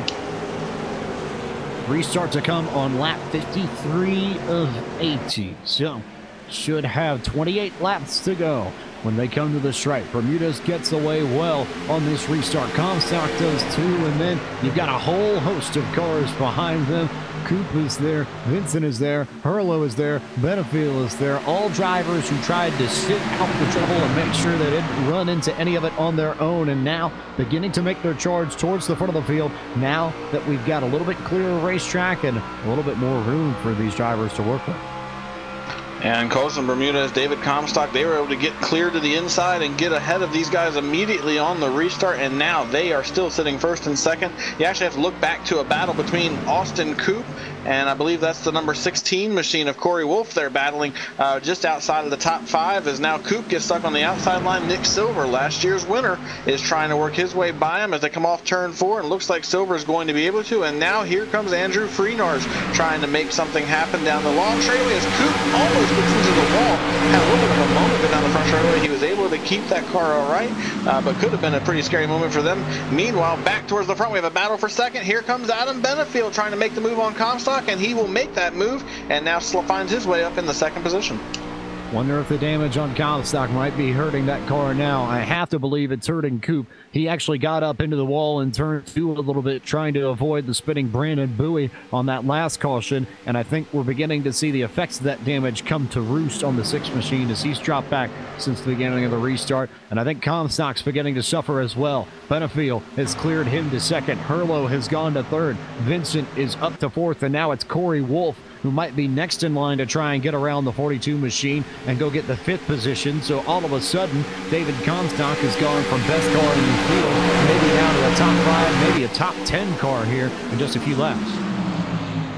And just trying to hang on at this point as we get to the end of this thing. He's just trying to hold these guys off and get a decent finish here in the closing stages of this race, hanging on to that 5th position, but not very easily as Corey Wolf is all over the back bumper of him trying to make something happen here. Meanwhile, now that Adam Benefiel has moved into that 2nd position, the pressure is kind of on for Colson Bermudez, because I know you said you feel like Colson's going to be okay on fuel, but I have to believe if this thing stays green, he's going to be in trouble here. I think you're going to see him having to save some fuel if he wants to make it. I was paying attention to both him and Comstock under that caution, and they were both shutting the car off as much as they could and letting the car coast, trying to save fuel under caution. These other drivers that have come to pit road, Adam Benefiel, Christopher Hurlow, Dwayne Vincent, they don't have to do that. They're out here and they can run as hard as they want for the last part of this race, and they're going to be able to make it to the end on fuel. I think Colson at some point is going to have to think about that and may be in a little bit of trouble here.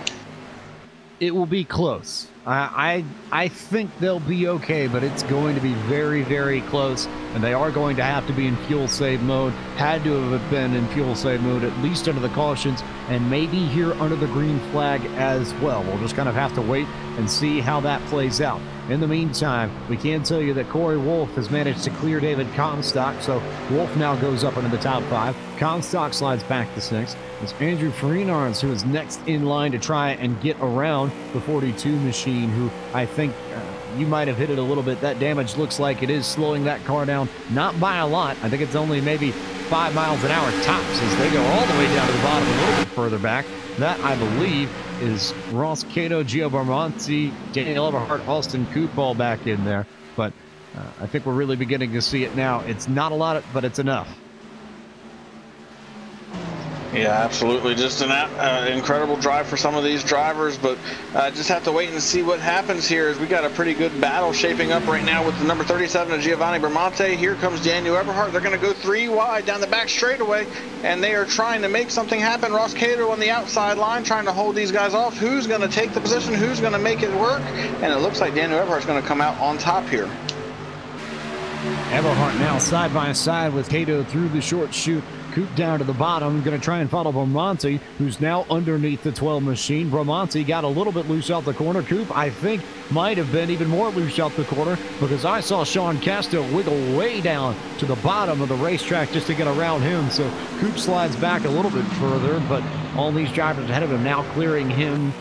Everhart, even with that front end damage, still looks like he's got a decent amount of speed. Yeah, and how about that? He's climbed himself back up to the 9th position. He's gotten ahead of Giovanni Bramante. Now he's trying to run down Nick Silver. The problem is he's about a full second and a half behind Nick Silver, so he's going to have his work cut out for him there. But he's got some pretty decent speed in that car. If he can catch a caution, maybe catch a lucky break, he could still get into this. And speaking of Nick Silver, he's getting ready to work and actually has worked his way around David Comstock, and he will move up into that 7th position, trying to defend his win here at the Brickyard from last year. He's got a little bit of work left to do as he's in that 7th position, but he's starting to find his way closer and closer to the front as we get to the end of this thing. He started 17th here tonight, so having a pretty good run up through the field. He's got a little bit of work to do to catch up to Andrew Freenarge, but he's definitely got a lot of speed in that car, and he was caught up in one of those big wrecks, I believe the second one that we saw where Lionel Callisto got collected with Daniel Everhart. He got some damage in that, so he too is recovering nicely considering he has damage on that car and is able to actually make it look pretty fast here at this point.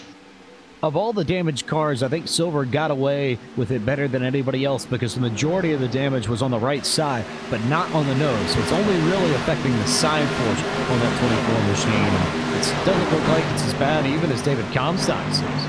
It's like that car is probably the best performing of those with a little bit of damage on it, and that's why you see Silver beginning to pick up some spots, though now he'll have a bit of a gap to work with to get back to the rear bumper of Andrew Freenards to the tune of about a second. It's just a little bit under that at 9/10 at the moment, but we'll see if Silver can try and make his way back up towards the front of this field in the closing stages as we have 21 laps to go from the racing capital of the world. Colson Bermuda is still out front. Benefiel has hung with him. He's about 0.6 of a second back of the 14 machine in that second spot, and then about another second from Benefiel to Chris Hurlow, who is in 3rd for the moment, but holding off a hard-charging Dwayne Vincent, who is currently looking at one of his best chances to win and get himself back to the playoffs that he's had all season long.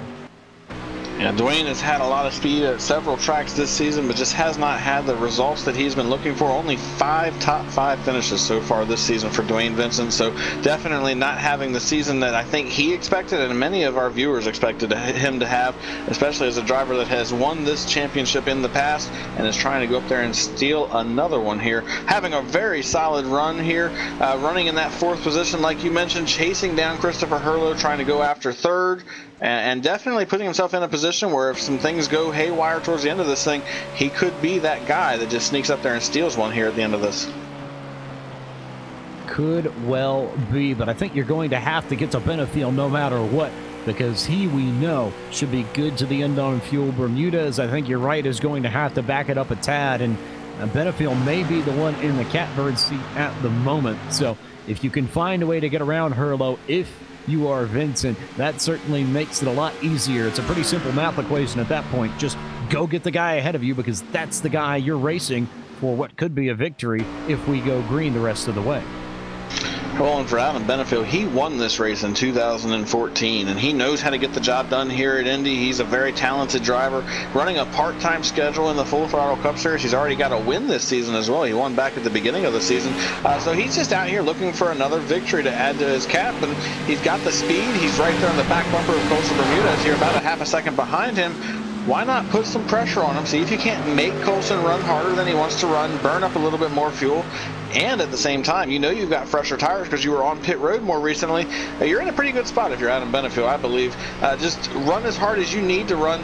Worry Colson, and this is probably going to come to you as the laps wind off. Benefiel got the victory in Las Vegas in March, if you're wondering. So it's been a while since we've seen that 83 in victory lane, but as you noted, Macklin running a part-time schedule. Hasn't been in all of the races since we visited Las Vegas, but when he has been in the races, he's been pretty quick, been pretty entertaining. A little bit further back, though, we've got a battle shaping up, I think, potentially between Corey Wolf and Andrew Freenards, who's come through this field and now is really beginning to eat into the advantage that the 16 has over him. That would be for the 5th position. And Nick Silver, who we've mentioned a few times earlier in this broadcast, also their next spot behind all these guys. So those two could be locked in a battle and locking horns within the next few laps as we see Vincent continue to work Herlo, and I wonder if this might be a game of just trying to pressure Herlo into some sort of mistake if you are Vincent. We know that Dwayne's got the experience to pull that off, so the question then becomes, if you're Herlo, do you pay attention or do you just run your own race and try and go off and catch everybody ahead of you? Well, he was absolutely paying attention about a lap ago, because coming off of turn 2, Vincent got a great run, had the opportunity to make the pass, and Herlo blocked him all the way down to the grass, actually put Vincent in the grass going down the back straightaway, and Vincent had to back off, but this time he's going to have the run, and he's going to be able to get to the inside of Christopher Herlo. He's got the preferred groove, and Dwayne now is going to try to take that position away, and he's continuing to battle side by side with Christopher Herlo now as they come to turn 4, but Herlo's not going to give up as he tries to pinch Dwayne down, try to keep him from being able to make that pass, but unfortunately for Chris, it's not going to work out as Dwayne Vincent moves into that 3rd position, goes all the way down to the inside of the front stretch, trying to get away from Christopher Herlo, break the draft, and now he moves into 3rd position. The only problem is he's about 2.3 seconds behind the 2 guys ahead of him that he needs to be able to catch if he wants to go up there and steal a win here at the Brickyard, as he's still got to chase down Adam Benefiel and Colson Bermudez here. So now it's about 2 seconds, maybe just a little bit caution though out on the racetrack. 1 car around, it's Nick Silver, and the 24 machine has gone around in turn 2 to bring out what I believe would be the 5th yellow of the evening. And was there any help, or did he just lose it himself? There might have been a little bit of help, but he couldn't ultimately save it. He got near Daniel Everhart. I don't know if he got into Everhart. Hard to tell from the angle that I have here as you see the replay. But regardless, the 24 went around in turn 2, hit the wall, and now I think that officially kills his bid to defend his victory in this race from a year ago. Man, what a tough break for Nick Silver, and I saw the same thing you saw. That's one of the tricky things about racing with an online service like this, is sometimes the internet just doesn't really agree with you, and I think that was a case of netcode right there between Daniel Eberhardt and Nick Silver. Didn't really see any contact between the two, but the server apparently believed that there was going to be contact, and is what ultimately led to Nick Silver going around. This is a big break for one driver, and I believe that's Colson Bermudez, James, because I firmly believe he was in a bad spot here as far as fuel was concerned. Now he's going to come to pit road as well as I believe the rest of the field will, and he's not going to have to worry about fuel anymore. So it's going to be a shootout to the end inside the last 15 laps here. They're all going to come in, get tires, and it's going to be an absolute incredible race to the finish. Really, really interesting race to the finish, I think. And now if you're Bermudez, do you stay out and try and roll it on old tires and fuel, or do you try and come in to stave off everybody else and make sure that they can't get the advantage of fresh tires on you, or do you just try and ride it out knowing you've got one of the best cars on the racetrack? Big questions here. Let's see how he handles it. I think you absolutely have to pit, and we're waiting to see what these guys are going to do. All indications are that they're going to come to pit road. I don't see anybody trying to fake, and it looks like indeed everybody's going to come to pit road. All the leaders are on, and Colson Bermudez will be the first one that will find the attention of his pit crew as he's coming down pit road. This is the money stop. This is almost definitely your last stop of the race. You can't have any mistakes. You can't slide through. You can't have a slow pit stop. You've got to do everything perfect right here if you want an opportunity to win at the Brickyard. The money is on the line here for all of your leaders, and for Colson Bermudez, he just needs a clean stop. He's into his pit box. No issues on entry to pit road now, looking to get tires and get down and away as quickly as possible. I don't see anybody going for 2 tires yet. Actually, I believe I do. It looks like Christopher Herlo is going to get 2 tires, and he will assume the race lead as he is the first one off of pit road. Next off will be Colson Bermudez. Then Dwayne Vincent comes out in 3rd, followed by Adam Benefiel, and then David Comstock with a pretty fast stop as well. He's going to come out in that 5th position. Well, well, well. Your 2 big storylines of that round of pit stops. One is that Herlo goes on 2 tires to get to the lead. The other, in my mind, and I could be wrong, this is just a personal observation, but Vincent managing to get around Benefiel on pit road via pit stops. How big could that be for the 13 machine? It's going to be very interesting, but how about this? Sean Casto, at least for the moment, stayed out on the racetrack, and actually he will be scored as the race leader when this thing all sorts out. So going to be a little bit of a shakeup here. I wasn't paying attention to that. I didn't see him stay out. I guess he was a little bit further back when all the leaders came to pit road. But Sean Casto now taking an opportunity. He's in the playoffs as far as points are concerned, but if he can get lucky here, maybe steal a victory, he doesn't have to worry about it. He'd be in the playoffs by virtue of a victory, and it doesn't appear that he's going to come to pit road this time by, as he shows all signs of staying on the racetrack. Indeed he does. So Sean Casto is going to take a chance here and see if he can't steal one.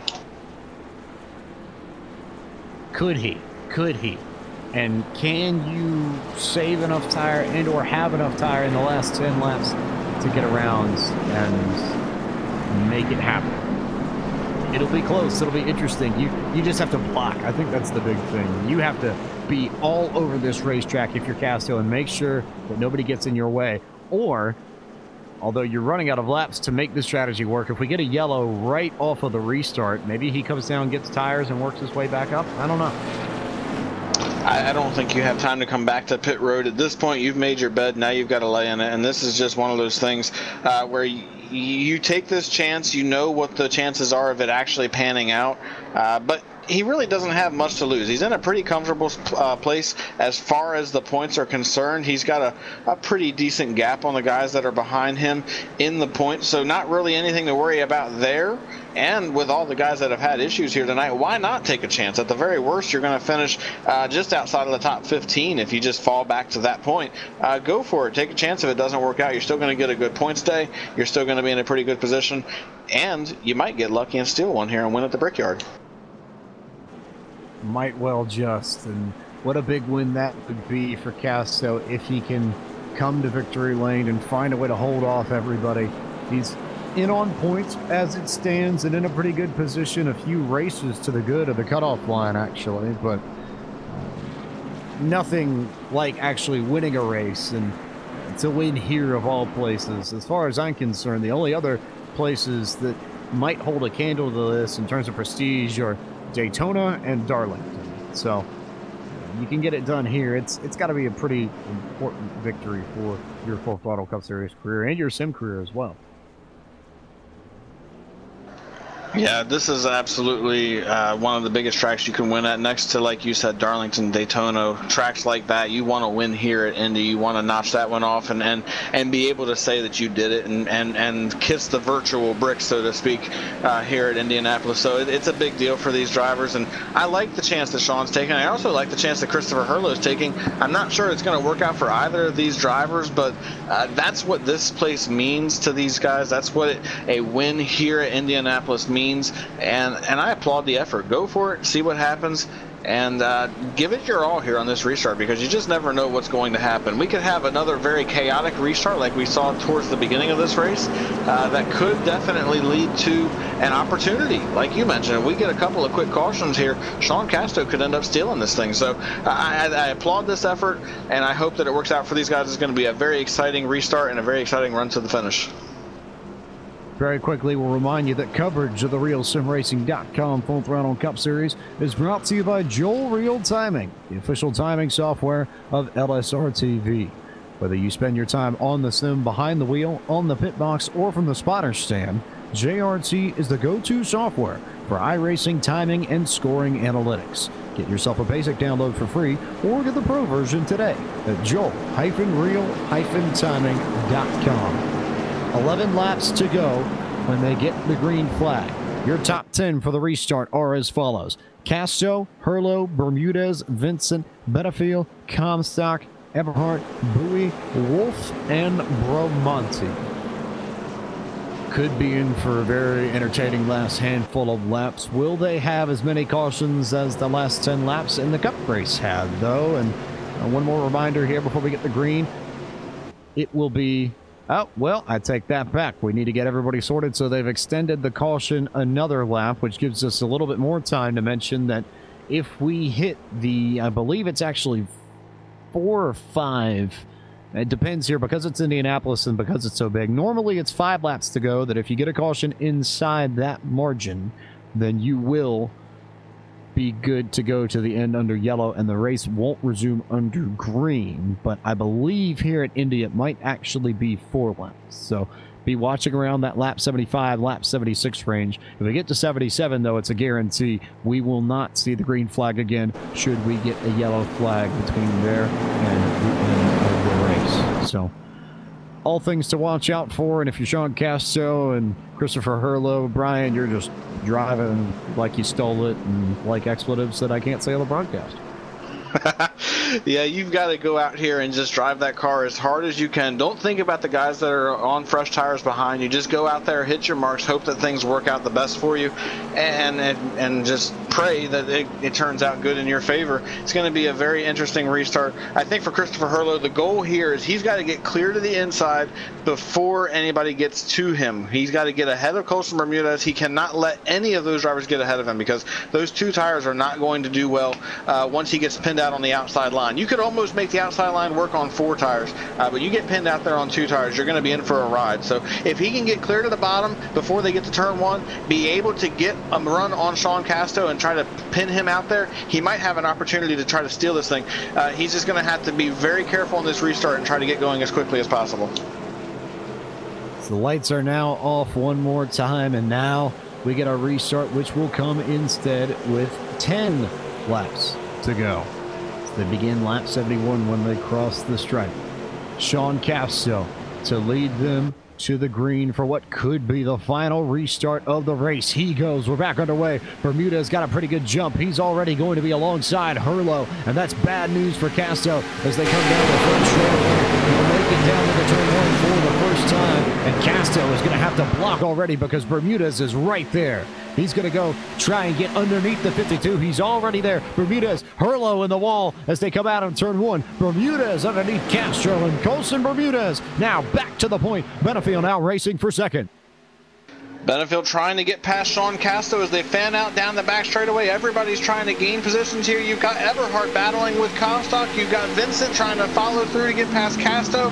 And you got Brandon Bowie trying to get back up in the middle of this. He was caught up in a wreck with Eberhardt not too long ago, and he's trying to get back into this thing. So what a wild ride this has been for all of these drivers, and Casto gets pinned out on the outside line. Now Vincent moves into third, and we have a wreck off turn 4. Looks like Daniel Eberhardt's in it. Sean Casto, Brandon Bowie, another huge wreck here at Indianapolis. Cars going down pit road. We got one on his lid. I believe that's the 9 of Trevor Rapallo, and a handful of other drivers got caught up in this. What an incredible wreck here at the Brickyard. That all started with Daniel Eberhardt caught the apron coming out of, or caught the curbing rather, coming out of turn 4. He had to wiggle to get control of his car again. That sent him up into the 52 of Sean Casto, and then Casto started going around, and it was all on from there. He goes around. Brandon Bowie and Eberhardt get collected again for the second wreck of the evening. Those two have had together, except this time it will kill both of their chances to finish. Somehow, Andrew Farina has made it through all of that mess, and you see some of these drivers going down pit road. Ross Cato just drove straight through everybody. Chris Hurlow got caught up in it. I see, looks like Trevor Rapallo was there and just absolutely drilled. I believe that might have been Casto. Just a whole host of cars here wrecked at the back of the field. And that was just an aggressive driving towards the end of the race, just getting the best of you. Eberhardt was doing everything he could, just trying to get something out of this race and try to go up there and get a victory. And he just got a little too far down on the racetrack, and it just led to a pretty big wreck. And how about the ride for Trevor Rapallo? I've not seen a wreck that severe here on iRacing in a very long time. But he took a wild ride. When he got to that pit entrance wall, he hit that wall, and it just sent him flying up into the outside wall. And that's got to be a view for David Comstock. I'd be interested to see his onboard, because he's just trying to come to a stop, and all of a sudden he's got a car flipping through the air right in front of him. I bet that'd be an interesting view indeed. Nowhere to go. Absolutely nowhere to go. And a really, really tough night. I think if you feel for anybody in this race, Comstock maybe most of all, he had the strongest car to start out in the first half of this race, and then got caught up in one of the wrecks there earlier. I think it might have been the first Everhart Bowie wreck where he got sent up into the wall and his car never was the same after it. And now he gets caught up in this. So really, really tough end to his bid for victory. He'll lean on the fact that he's already got a handful of race wins as well and will be in the playoffs, but certainly felt like he had a chance to win this race this evening, and it will not be in the cards for the 42. No, unfortunately, it just wasn't his night, but he showed a tremendous amount of speed, and you can't doubt that he had a car capable of winning, and it's got to give you a lot of confidence for what he's going to be able to do moving down the stretch. He's got a couple of wins already this season. Of course, he won back at the road course at Sonoma just a couple of weeks ago, so definitely is well on his way to having a pretty good run this season. And I always translate running good here at Indy to running good next week at Pocono, and I have to believe when they head to Pocono next week, you're going to see that number 42 machine have a pretty good car just because of how fast he was here tonight. The tracks are similar in their own right because turn 2 has a lot of similarities to the corners here at Indy, but it's also just the wide open speed that you see these guys have. You have to bring a very similar downforce package to the two tracks in order to be able to be competitive. So I certainly think you're going to see a lot of the guys that ran up front here tonight, like Comstock, like Colson Bermudez, Dwayne Vincent, they're going to have the similar success next week at Pocono. For the most part, it's a pretty similar racetrack. I'd say turn 1, maybe the old Trenton Speedway turn would be the one that's a little bit different, but turn 2 at Pocono happens to be modeled after, oh, guess what? One of the turns here at Indianapolis of all places, and that distance between turn 2 and turn 3, the Milwaukee Mile turn, also coincidentally doesn't happen to be too much longer than the short chutes here at Indy. So you can take a lot from this racetrack to where we head next week in the Pocono Mountains, but to say that you're taking a lot may also be an understatement because there's really a lot those two tracks share in common.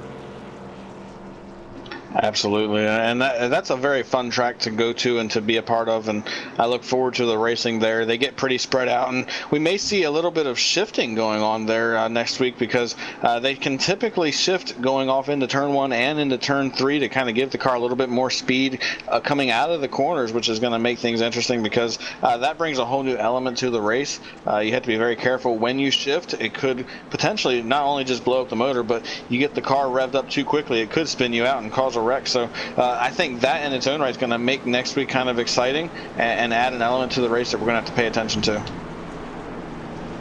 And we'll be back here same time, same place, 9:35 Eastern Daylight Time for what will be, I believe, round 20. Yes, round 20 of the RealSimRacing.com Full Throttle Cup Series presented by Gary Mercer Trucking, live from Pocono Raceway in Long Pond, Pennsylvania. Working lap 74 of 80 here at Indianapolis. They'll come to the stripe and come down to 6 laps to go, and we'll see when the lights do or don't come off on this pace car, but we will be close to the point of no return, if not already on it. So I think there's a pretty solid chance either way that this will be the last restart coming up once we get the green flag. And I think now, you know, for all the wrecks that we've had, for all of the drivers who maybe had a shot at this and got caught up in something, I can't take away from the fact that especially the front 3 guys, Bermudez, Benefiel, and Vincent, Mr. Macklin, have been there all night long, have been 3 of the fastest cars all night long, and I'd say are fully deserving of this shot to go win at the Brickyard.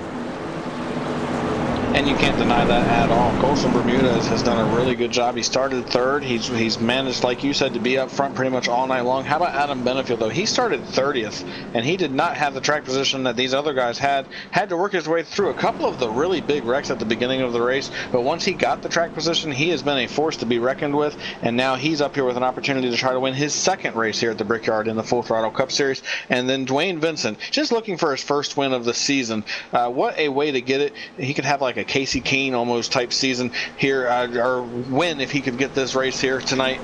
Just looking for a win, not only to lock himself into the playoffs, but just to solidify that he's one of the better drivers in this series. Get up there and steal a win and prove that you still have what it takes to try to win a championship. It's going to be exciting here on this next restart. And then you've also got Corey Wolf and Giovanni Bramante up there that could make something happen as well. So we got a lot of different names that could make something happen. A lot of new faces. We're used to seeing guys like David Washington, David Comstock, Dylan Jones up front. But now with all the turmoil and the attrition that we've seen tonight, we've got some new faces up there battling for a win. Sean Bounty, Shane Ewing, Andrew Freenards, David Comstock, Austin Coop. Your top 10 also all of the drivers that are on the lead lap, but we're down to it. What should be one last restart. 5 laps to go when they cross the stripe. Green flag back in the air. Bermuda's got a really, really solid jump, just like what Comstock was able to do earlier in this race. Gets a solid gap on the 2 or 3 car length back to Benefield, and then I believe Vincent was able to grab 3rd, Wolf 4th, and then Bramante to 5th as Farinars now clearing Bounty for what I believe is 6th. Comstock coming, but it's all Colson Bermudez and Adam Benefield at the front of this field. And now the battle is on. Can Benefield get the run he needs to get to Colson Bermudez? He got a great run up off turn 2, and that allowed him to close the gap down as they head towards turn 3, trying to get right to the back bumper of Colson. He's not quite going to have the momentum he needs now, and he's going to have to settle in for a while. Meanwhile, a change for 3rd position as Corey Wolf was able to get around Dwayne Vincent, but Dwayne's going to try to fight back. He looked to the inside, just could not quite get there, and he's going to have to settle in for 3rd. Battle is on for right behind those guys for 4th, as you've got Giovanni Bramante and Andrew Freenards battling for that position. So battles all over the racetrack as the 2 leaders try to duke it out as well. Adam Benefield doing everything he can, trying to run him down with 4 to go. This is the battle for the race. This is the battle for the win. If they don't get any sort of challenge from Corey Wolf, who's in 3rd, but he's already dropped back almost a full second behind Bermudez and Benefield. So these front 2 are really separating themselves. 3.5 laps to go now.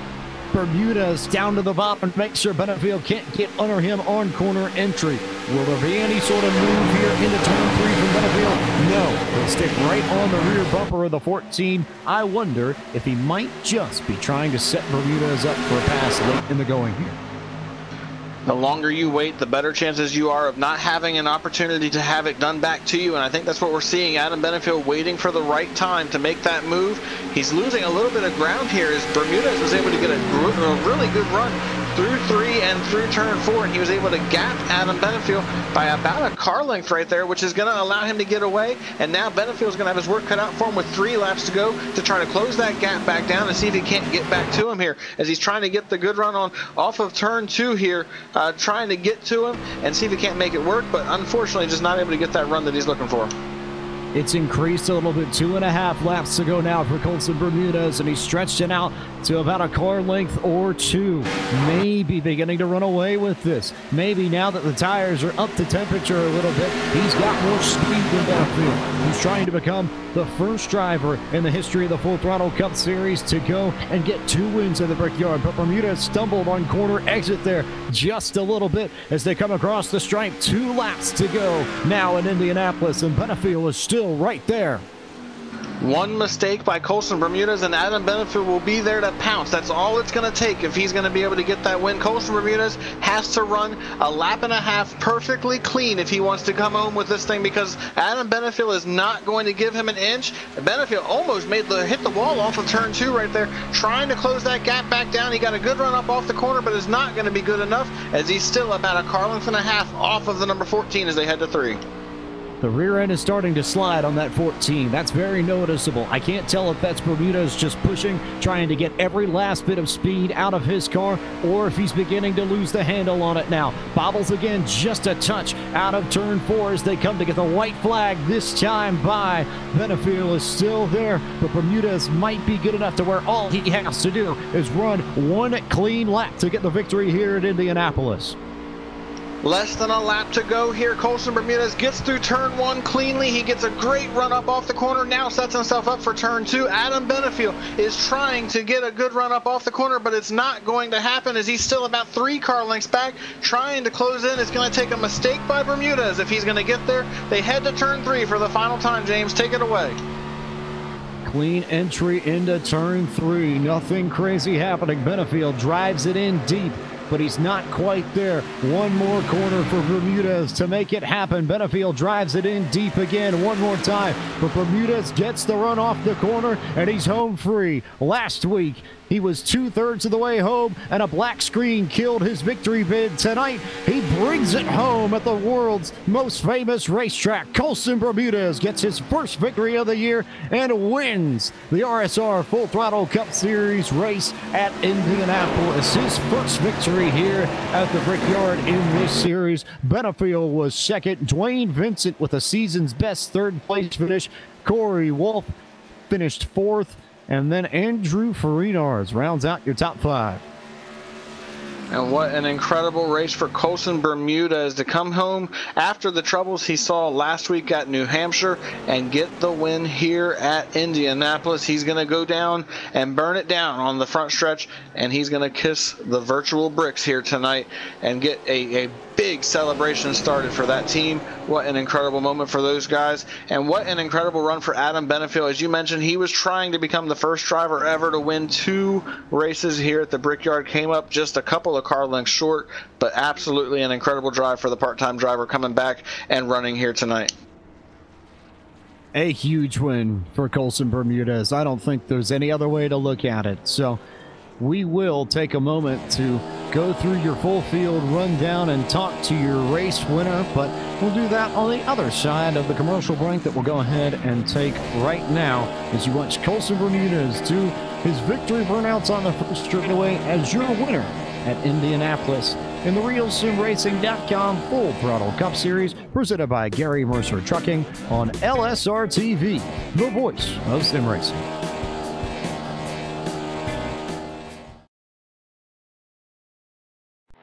Introducing a whole new form of racing to the best online racing simulation in the world. This is dirt racing on iRacing.com. Race online at some of America's most legendary dirt tracks, including Eldora and Williams Grove. iRacing is the premier online racing game featuring NASCAR, IndyCar, sports cars, and now World of Outlaws, the leading sanctioning body for dirt racing. iRacing is easy to use and features a centralized ranking system to make sure you have the best experience at any skill level. With a massive inventory of high-precision laser scan tracks and cars with an unmatched dedication to quality and detail, iRacing gives you the most authentic online racing experience available. Thanks to iRacing's dynamic track system, developed specifically for dirt racing, tracks change over the course of a race, just like your favorite dirt track on a Friday or Saturday night. From a slick racing groove all the way up to the cushion, iRacing's dirt tracks deliver non-stop racing action. Partnered with the World of Outlaws, iRacing is your source for the most authentic dirt racing experience available, featuring 4 brand new tracks and 11 new cars, including street stocks, Legends cars, late models, NASCAR trucks, winged and non-winged sprint cars, with much more on the way. Join the Dirt Revolution on iRacing.com and start slinging mud today.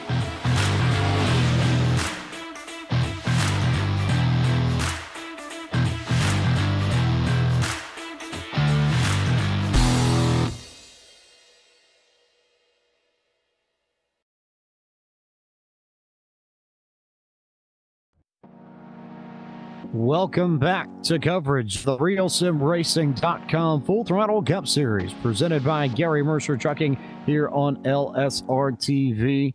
We come to you live from the pagoda across from the start-finish line in the famed Yard of Bricks at the Indianapolis Motor Speedway in Speedway, Indiana, where Colson Bermudez has his first victory of the 2017 season. And at this point, we'll go ahead and take you through your full field rundown to let you know where your favorite driver finished this evening. Bermudez gets his revenge for a computer that went blank on him after having a dominating start to the race at New Hampshire last week. He gets the job done and finishes it off this time and wins at Indianapolis. Adam Benefield comes up just short in his bid to become the first 2-time winner in this series here. Finishes second. Dwayne Vincent, a season's best third-place finish, a wily veterans run, I think, by every measure. Corey Wolf with another season's best. He comes home fourth tonight. Andrew Frenars with a top 5 after it was all said and done. David Comstock, I think, will come away disappointed. Got a little bit of damage after being knocked up on the outside by the first wreck that involved Daniel Everhart and Brandon Bowie. Fell back from the lead and had one of the best cars at the beginning of this race, but only can finish 6th at the end of it. Giovanni Bramonti, a season's best for him as well. He comes home 7th. Austin Coop finishes 8th and survives all the wrecks and the madness that we saw. Sean Boundy finishes 9th, and Shane Ewing is your last car on the lead lap and also the last car in the top 10.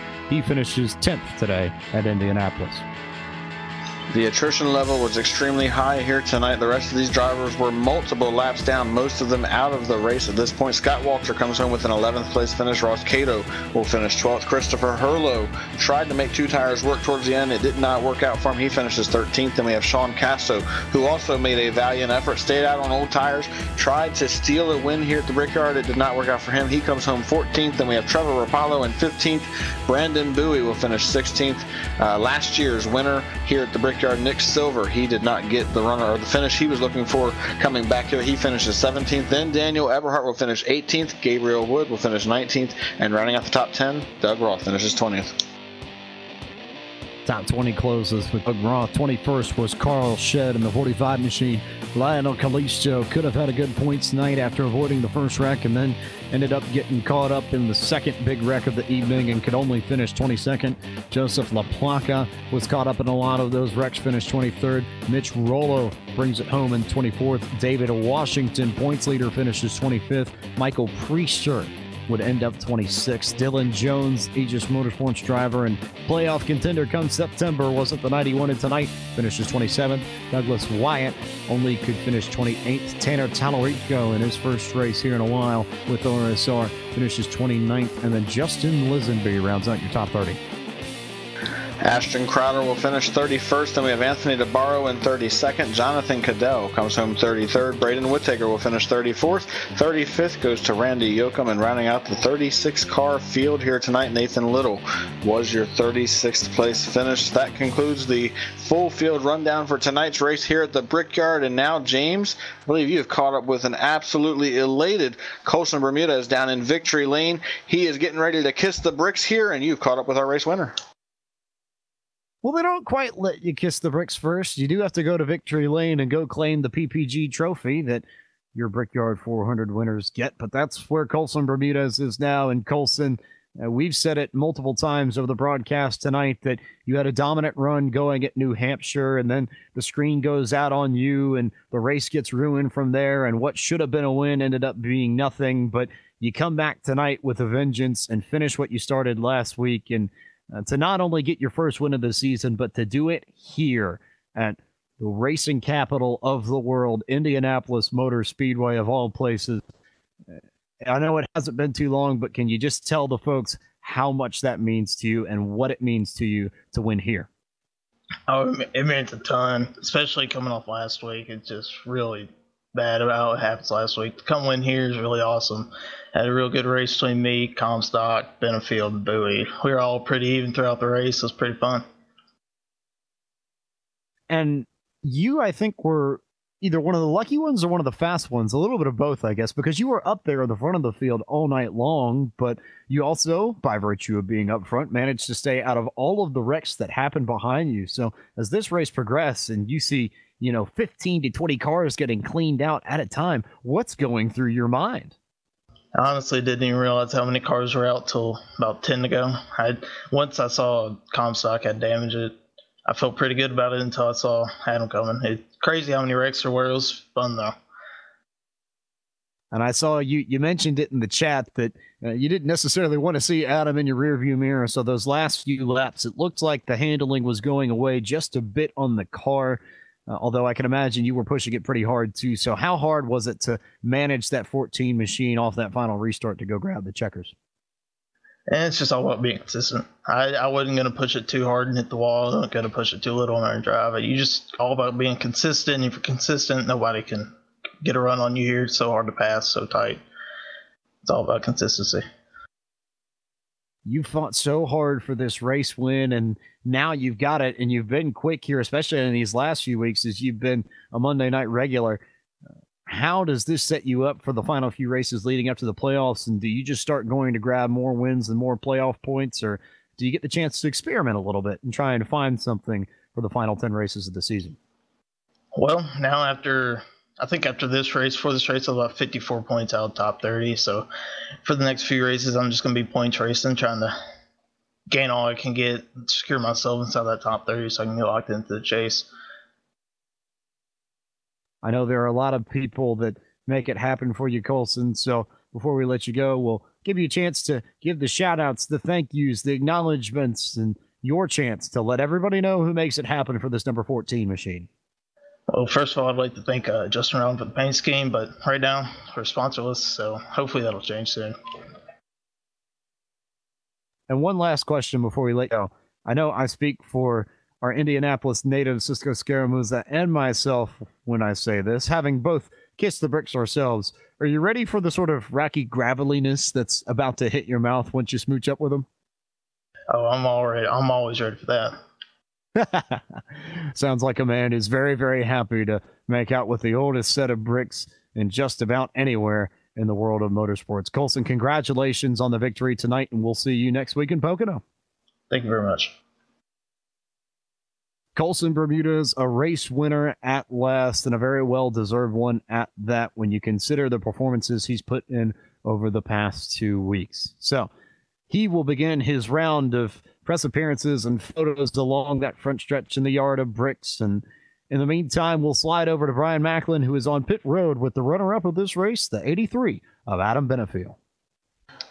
Yeah, I've caught up with the guy who came so close to winning here tonight for the second time at the Brickyard. Adam Benefiel, you were trying to become the first driver in Full Throttle Cup Series history to win 2 races at the Brickyard. Came up just a couple of car lengths short. Take us through your night. It was wild. 10 minutes for the race, I signed up for the next segment. I didn't even know what segment they were in. And luckily I got in, and I decided not to qualify, and I started 30th, and then just, worked my way up to the front, I guess. You could say that. I got lucky with a caution and took out some cars, but,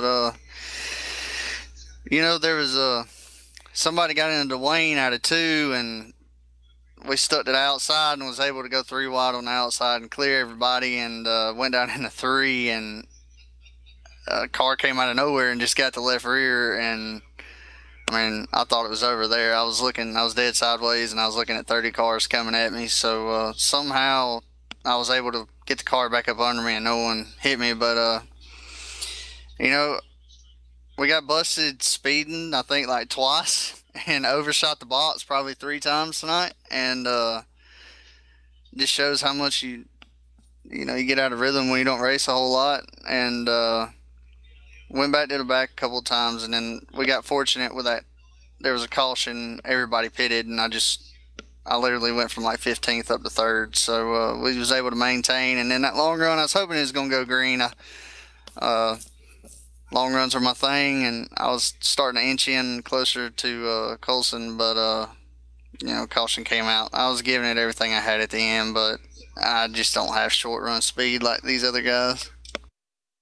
Talk about the attrition for a second and just how hard it is to work through a race like this. We had so many cautions tonight. How is it for you as a driver to have to go through these races and deal with restarts after restarts and try to get yourself into that mindset of going after it on the restart and having to be aggressive there because you just might not have the time to go after them. Like you said, you had a long run speed here tonight, but with all the cautions and the restarts, you just weren't able to get that. How hard is it to switch from that mindset of going out there trying to race for long runs and having to be aggressive on the short runs?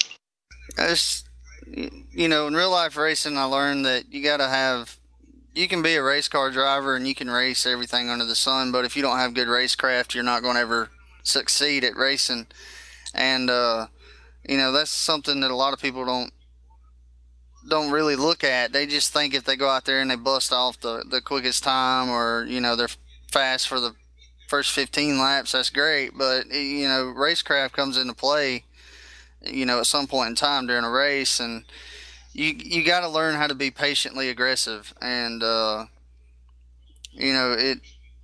luckily for me, I've had some great mentors on sim racing and in real life racing. So I just I try to apply it to every race, but you can never give up. You never know what's going to happen in a race. I mean, we were, at one point in time we were 30th, and then there was a 10-car pileup. Next thing I know, I'm sitting inside top 10.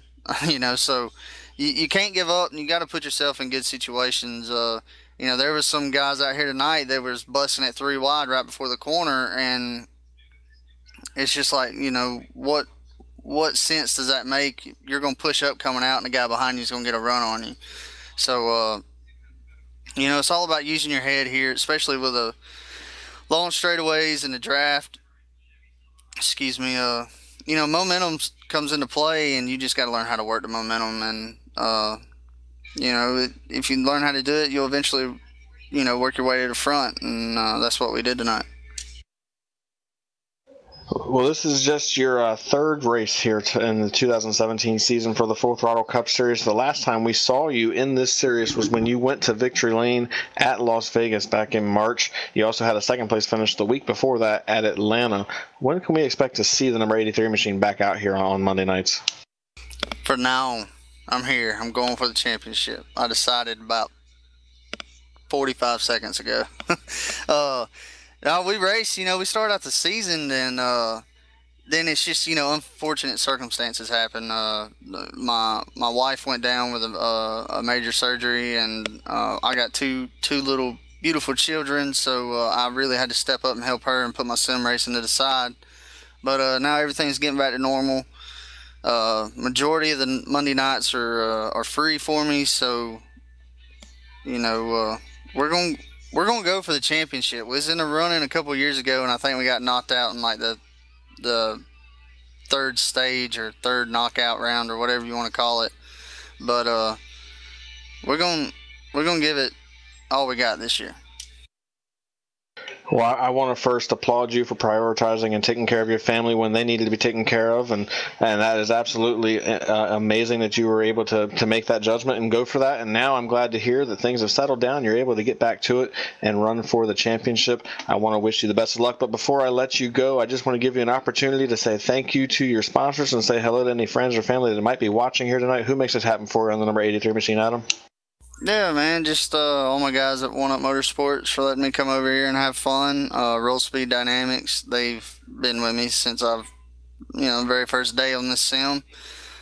John Abbott for hooking a brother up 10 minutes before the race started. So big shout out to Mr. Abbott for letting me come in here and hang out, and you guys for coming in here and broadcasting these races. It's pretty cool that y'all are doing it, and hopefully we'll get to talk to y'all a lot more this season. All right, well, that was your second place finisher, Adam Benefield. Adam, good luck next week at Pocono, and congrats on your good run tonight. Thank you.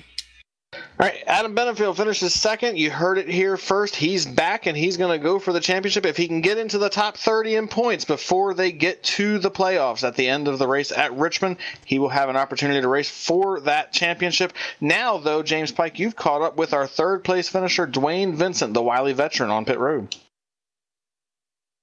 The wily veteran, the Texan at heart, the Texan native, Dwayne Vincent comes home and gets it done and finishes in the third position tonight. And Dwayne, it's been a while. We haven't talked to you since you finished third at Auto Club back in March. So be back up here on the podium has to feel pretty good, right? Yeah, it feels great. It's Louisiana native, by the way. But yeah, it's been a while, man. We've been struggling this year, man. Feels good to run up in the top 3 again. But this was a pretty wild race, man. It's no give and take whatsoever, but glad we came home in third. All right, I'll go ahead and cop to it. I admit I got your PC building home mixed up along with your actual home. So that one goes on me, but I'll take that. So, but yeah, to get up here, and I think especially to fight through all of the wrecks today, and you were near a fair amount of them and somehow managed to sleep through them. Just talk about that process of not just the one, but just, getting through all of them. Yeah, we got lucky several times, man. A lot of it, fortunately, was behind us, but one time I saw the numbers just of some cars just straight ahead of me. I thought we were going to T-bone him, and luckily we just kept it going straight, and he slid out of the way, or somebody knocked him out of the way. But I thought our night was done there. But it was wild. It really was, man. This was one of the craziest races I've been involved in RSR. It was a tough one. Now, here's a fun fact that I don't think a lot of people know, even though this is only, I believe, your, I think, 5th top 5 of the season. You actually sit 4th in the total points, not counting the wins and everything that go into the playoff grid. So I think that speaks a lot to the consistency that you come in with week in and week out. Is that something that you really try and hammer down, especially at this point in the season, to set yourself up well for the playoffs? Or since you don't have the win, do you really try and go off and fight for that win to lock yourself in and make sure that no matter what happens, you know you're good to go for Chicagoland? Well, we need to start fighting for more top 5s. Yeah, we've been lucky to stay consistent close to the top 10. I'm honest with you, we're very, very off this season. Yeah, a win would be nice, but if we can get in on points, that's what I'm trying to do. I'll be honest with you, I don't know if we have enough speed to win.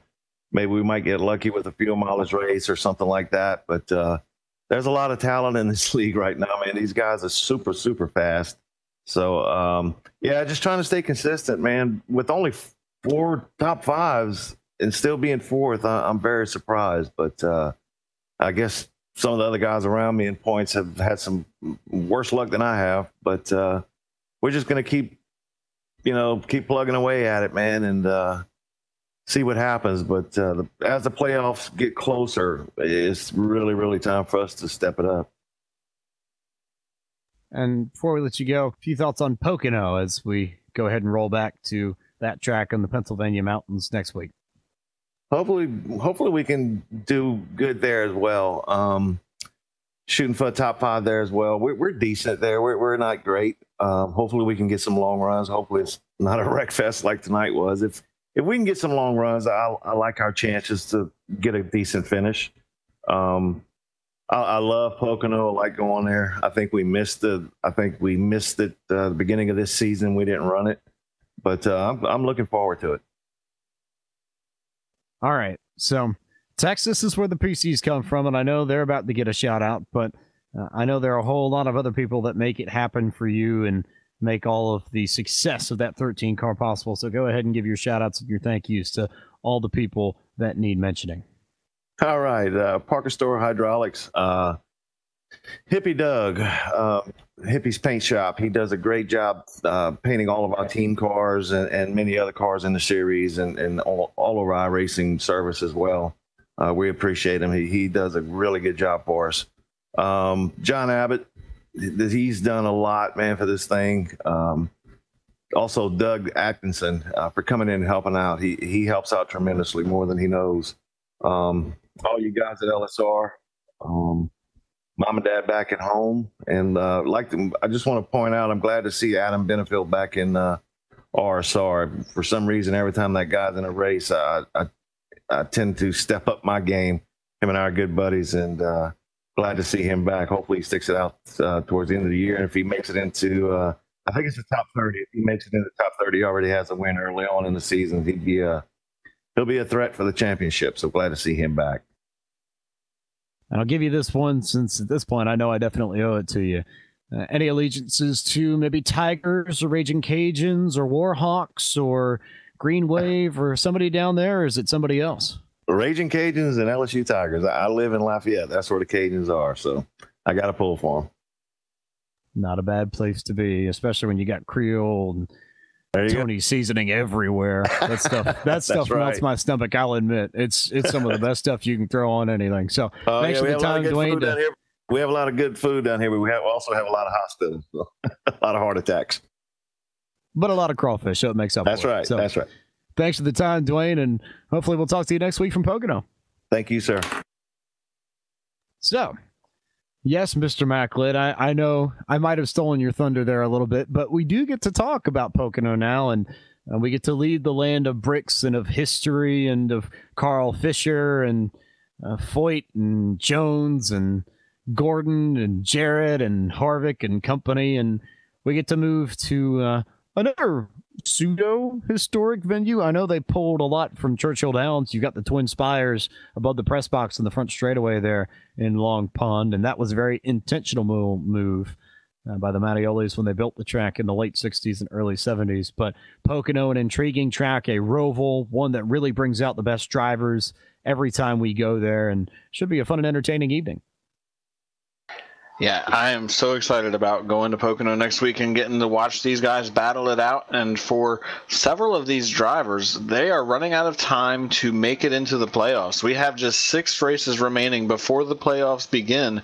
And for guys like Austin Coop, Sean Casto, all these guys that had issues tonight, Anthony DeBarro, who would have thought that at this point of the season he'd be in a position where he might actually not make the playoffs? And having the night that he had here tonight, that didn't really help his chances at all. The only thing he's really got going for him, and the only thing that most of these drivers have going for them, is that all of the drivers that are trying to fight their way into the playoffs had a pretty rough night here tonight, which kind of keeps the playing field somewhat level. However, Austin Coop was able to make up some ground. That could be big for him as he tries to get into the playoffs and compete for the championship as well. A tight battle that is only going to get tighter as we go through August towards our run to the playoffs at Chicagoland. But that's a matter we have to go solve next week, because we've got to have another race to really begin to put those puzzle pieces together. So we'll go ahead and close out our broadcast here from just outside of the Circle City and the crossroads of America, from the racing capital of the world.